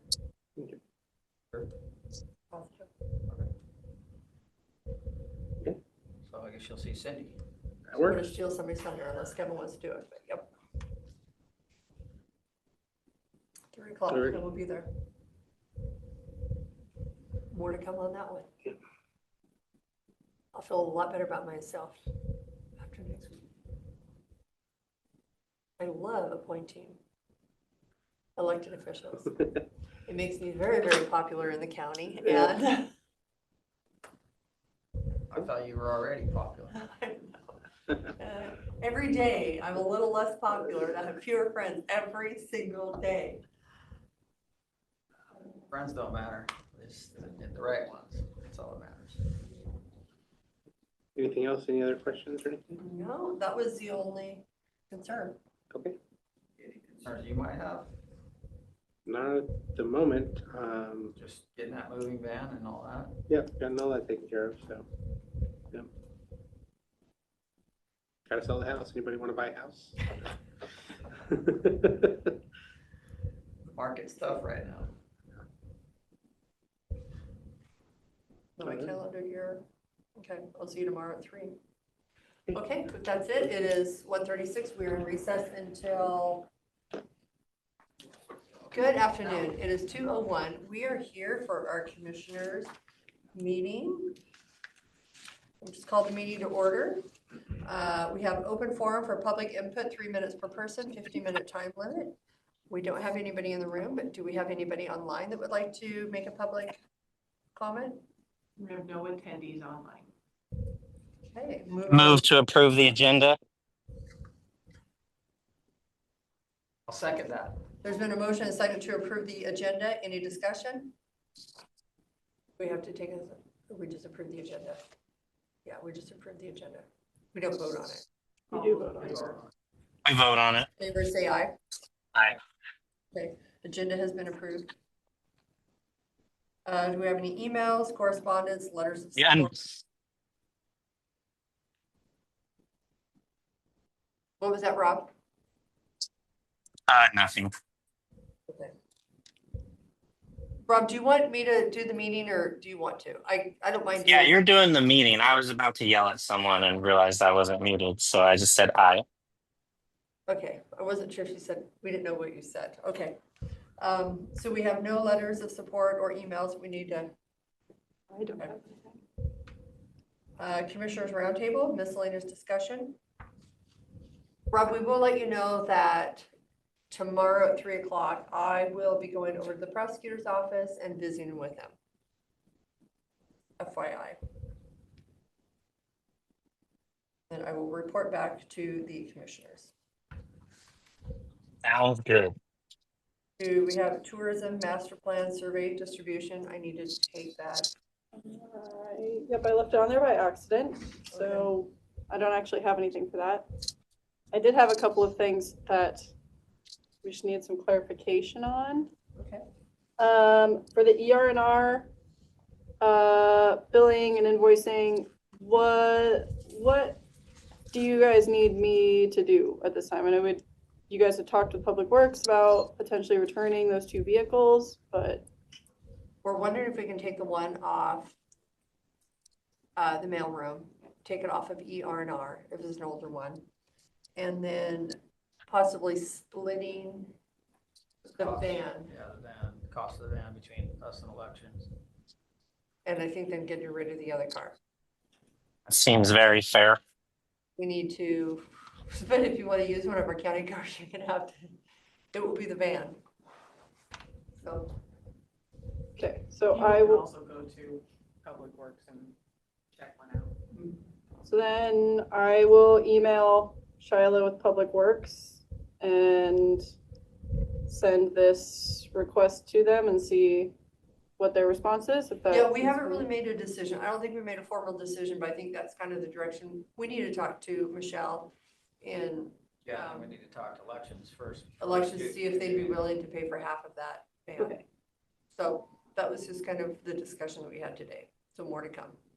So you do not want me to do anything at this time? Hold tight, yeah. Okay, Yeah, I think. We'll have one vehicle, maybe half of one vehicle. So I think they were gonna get back to us too on. Okay. We're gonna regroup next week. okay. Would you like that to be on Public Works agenda again next Please, week? Please. Yes? Yeah. Okay, Then we need to remember to put it on Michelle's agenda. So election, so we can talk to Michelle about it. I believe that the auditor's office has an update next week, so I can, Put it on so we don't forget. yes. Okay. For the prosecuting attorneys, interviews next Monday, you guys had discussed having public comment portion of the meeting. Are you wanting that to be after each individual interview or one public comment at the end of all three, like at the end of the day? I think at the end of the day, I think that's what we decided. At the end of the day. Okay. What do you think about that, Rob? You okay with that? Busy yelling at his people. So then, what is the time limit that you would like to set for the 1 minute. 1 minute per 1 minute person? per person. Maximum of, I would really like to, I mean, and I'd like to do an hour, but we may have to do 2 hours because, I mean, we're appointing an elected official, so I would say I a think 2 that's all hour. gonna depend on how many people actually show up. I would really hate to kick us. Because Don't think we're gonna have a huge, I don't think we're gonna have a lot of people. I mean, it's a Monday in the afternoon, so. But I may be surprised. I don't know. well, we can just leave it at 1 minute time limit per person and just not put like a overall time limit for the public comment portion. or do 90 minutes or 2 hours. Yeah, I'd say 90 We could do a minutes 90-minute. at the most, and then if we have to extend, we'll extend it. Okay. Up to 90 Are you minutes. running after 5 o'clock then? We don't know what the schedule is for you. Hopefully not, but it's kind of a big deal, so. It starts at 2. Are they 45-minute interviews? No. What do you decide? It was 50 minutes, I think. So almost an hour for each one, so that's 2 to 5. And then if you do an hour and a half of that, so you're all up to 6:30 then. Possibly. That's true. Maybe. It is what it is. Barb, you're whispering. Oh. It could go up to 6, it could go to 6:30 PM. I was asking about the public comment for after the interviews on Monday. If potential will go till 6:30. Okay. It is what it is. It'd be fun. And then, We'll talk about that later. We'll talk about that later. and then, the actual appointment of the prosecuting attorney, would you guys like to set a date and a time now for when that appointment will happen? Well, if we can make a decision Monday night, or we could do it Tuesday during our consent, I don't know. It'll be sometime when we can meet together. We could put it maybe Tuesday at 8:30. Do half of it, 15 minutes for consent agenda and 15 review and 15 minutes for. I think what the plan is to go into executive session after everybody's done. And then we'll discuss it. So we could potentially, it could happen on Monday, but we just don't know. We just need to advertise. So If I would you, advertise for Tuesday, then we can announce for it, Tuesday, you want, 8:30 a.m. is that fine with you? I'm okay with that, yeah. Rob, you on board? Sometimes I like to sleep on these really big decisions. Yes. Okay, so 8:30 to 8:45, prosecuting attorney's appointment, and then 8:45 to 9 will be the consent agenda review. Fair enough. Okay. That works. Okay. That's all that I have. Okay. And hopefully we don't always have a lot of public comment. I don't anticipate we're gonna use 90 minutes, but you never know. We're doing it differently than we've done it in the past. All right, moving along. We're moving to the consent agenda portion of our meeting. Dell has asked that we pull item number 26, the commercial lease, and he will get a new lease and submit it to the commissioners. And we have 30, let me verify. 32 items, pulling number 26. Then we have a walk on here we'll discuss after. So is there a motion to approve the 32 consent agenda items, pulling number 26? I would make that motion.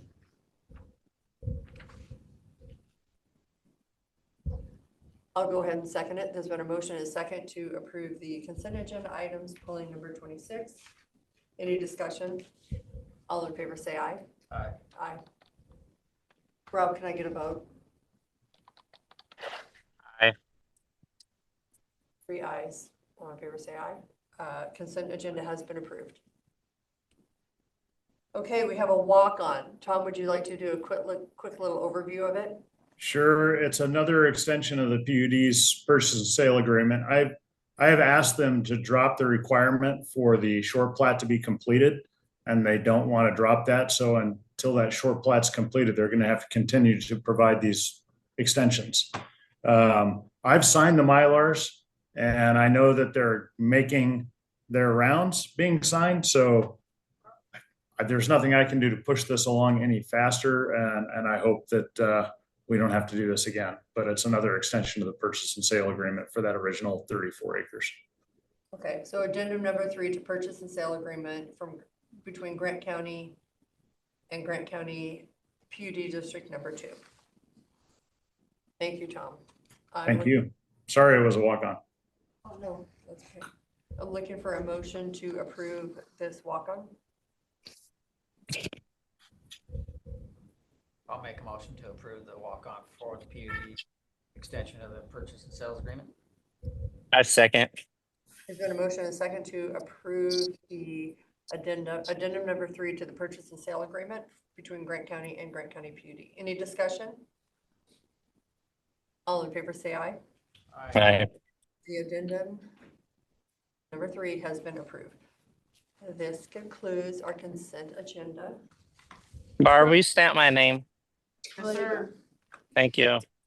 Okay, let us sign. And then, let me say after it, I don't believe we have any. That's it. If it is we're done signing, then we are, but we stay in session while we sign. Yes. We have no other meetings. So Kevin and I will hop on down. Thank you, Tom. It's good to see you. Yep, I'll be there tomorrow. So you guys have a good afternoon.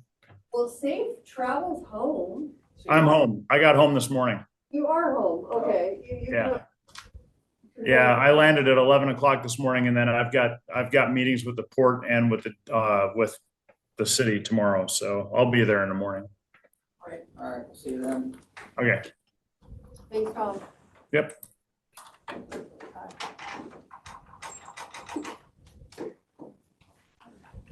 Here, do you want me to hand them to you guys? That's system, that's all. Your accounts payable.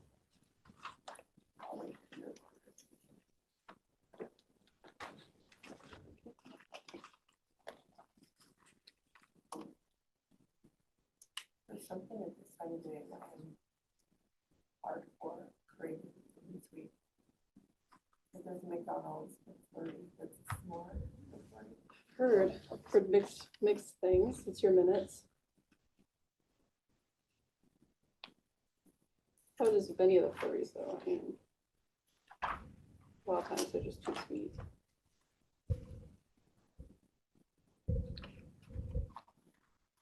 Up or down? It doesn't matter.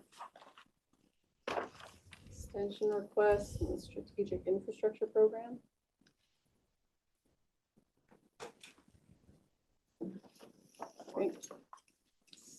Grant County Tourism subrecipient agreement for the photography contract with Jeff's camera. Kevin's camera, Cindy's camera.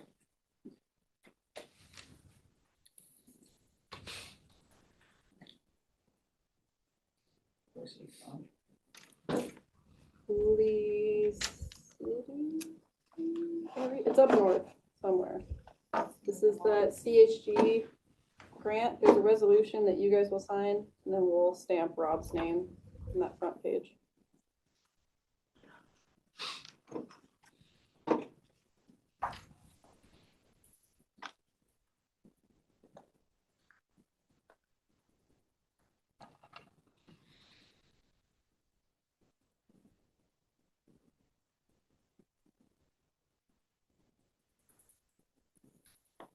Letter of appreciation for Jordan Barker. She's resigned from the Tourism Advisory Committee.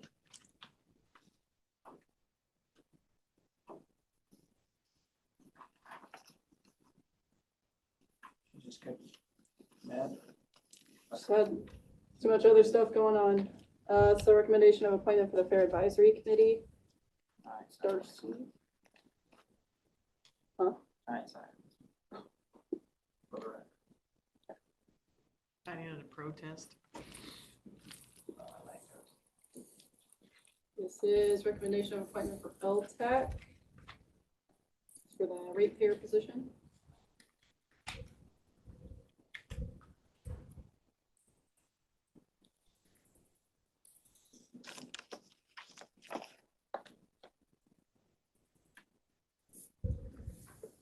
This is Homeless Housing Task Force, City of Moses Lake. The primary and the alternate members are requesting a shortened term due to it being an election year. And then the city will send an official, yes, they'll send official. Did you get a new Toyota? Is that a Toyota? I did, yes, and I got a free cup, and I keep trying it, and I will happily say that it's not my favorite, but the cup is not my favorite. The car is my favorite. What car did you? It's a 2025 Grand Highlander hybrid. It's very fancy. So you got the one you test drove it and loved? Where'd you Yes. test drive it? Toyota Wenatchee. They had one? Yeah, they had one. They had one on the lot, and he said that he was surprised that it had been there it's only been there for like a couple weeks, but he said that all of the other ones that they had were already spoken for.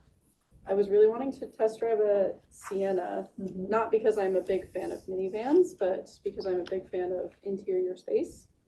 And we called multiple Toyota dealerships, and all of them said that we would be hard pressed to find one on the lot.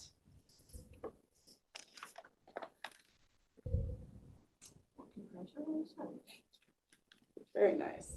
It's very big, so. Now, was this your husband's idea or what? A little bit of both. It's a group effort. My in-laws just got a new RAV4, and they were told by their dealership up there that the resale value on RAV4s under 50,000 miles is very good. And so we got mine appraised, and we bought it for I think like 32 or 34,000, and they offered us 23 because mine was just barely under the 50,000 miles. I mean, we were like 47. So we figured that we want the third row seating. Real time to get rid of it. Yep. So we traded it in and got this big girl. Yeah. She is. The grocery She's a getter. big girl. She is, yeah, grocery getter. Get home. I could probably stuff in your Kettle Falls. Yes. The second row is like the captain's seats, so it's got that gap in the middle, and our hope is that our dog Moose will be able to just lay down in the The center. hope is that both car seats that they don't touch, they don't look, they don't. Yeah, that too. Yes. It also has in the back doors, they have built-in sunscreens that you can just pull up and Oh, nice. little hook onto the top of the window. It's really nice. Sun out the kids. Yes. And then there's a moonroof, so we can put more sun on the kids. Yeah, so kids can stick their head out the window. So you can see the helicopter or the airplane flying over you. Yeah. My daughter used to do it, watch this, Russell Stan, when she was younger, she'd just stick her head out the window. Talk to people, this, that.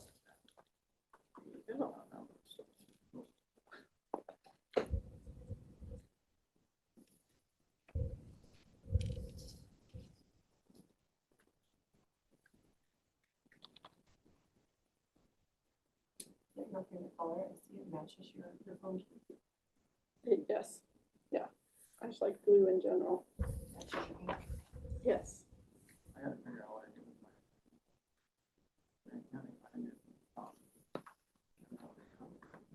You lost it? I lost everything after last week.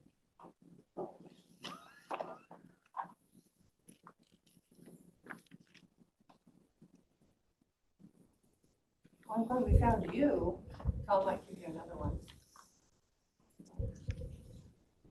I think you like. I don't think these are all just like too much as possible. You being sassy. I told them I had to get out the door and clean it.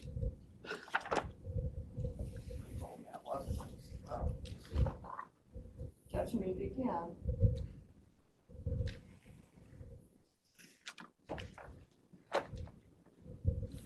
oh, you gotta take out wheelchair, like, Do they charge you money to take you out in a wheelchair? It wouldn't surprise me, No, but I but think that's I just what want to know. they just want to give you the car, so if she passes out somewhere else, if she's not on there. Oh, I see.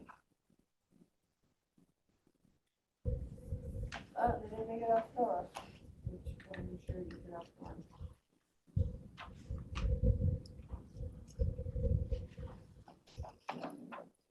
Yes, you, wait, yeah, you both sign. Oh, wait, no, I'll stamp her out. Sorry. Sorry.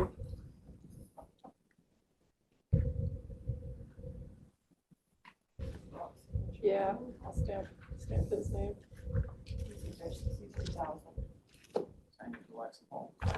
Yes, roll, and this one. And this is your, the addendum, purchase and sale agreement, yes.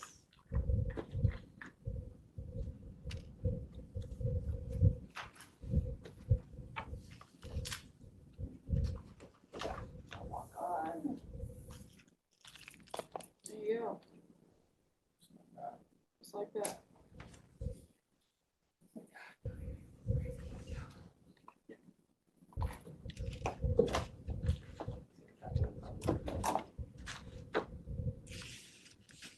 Would you like to put us into recess?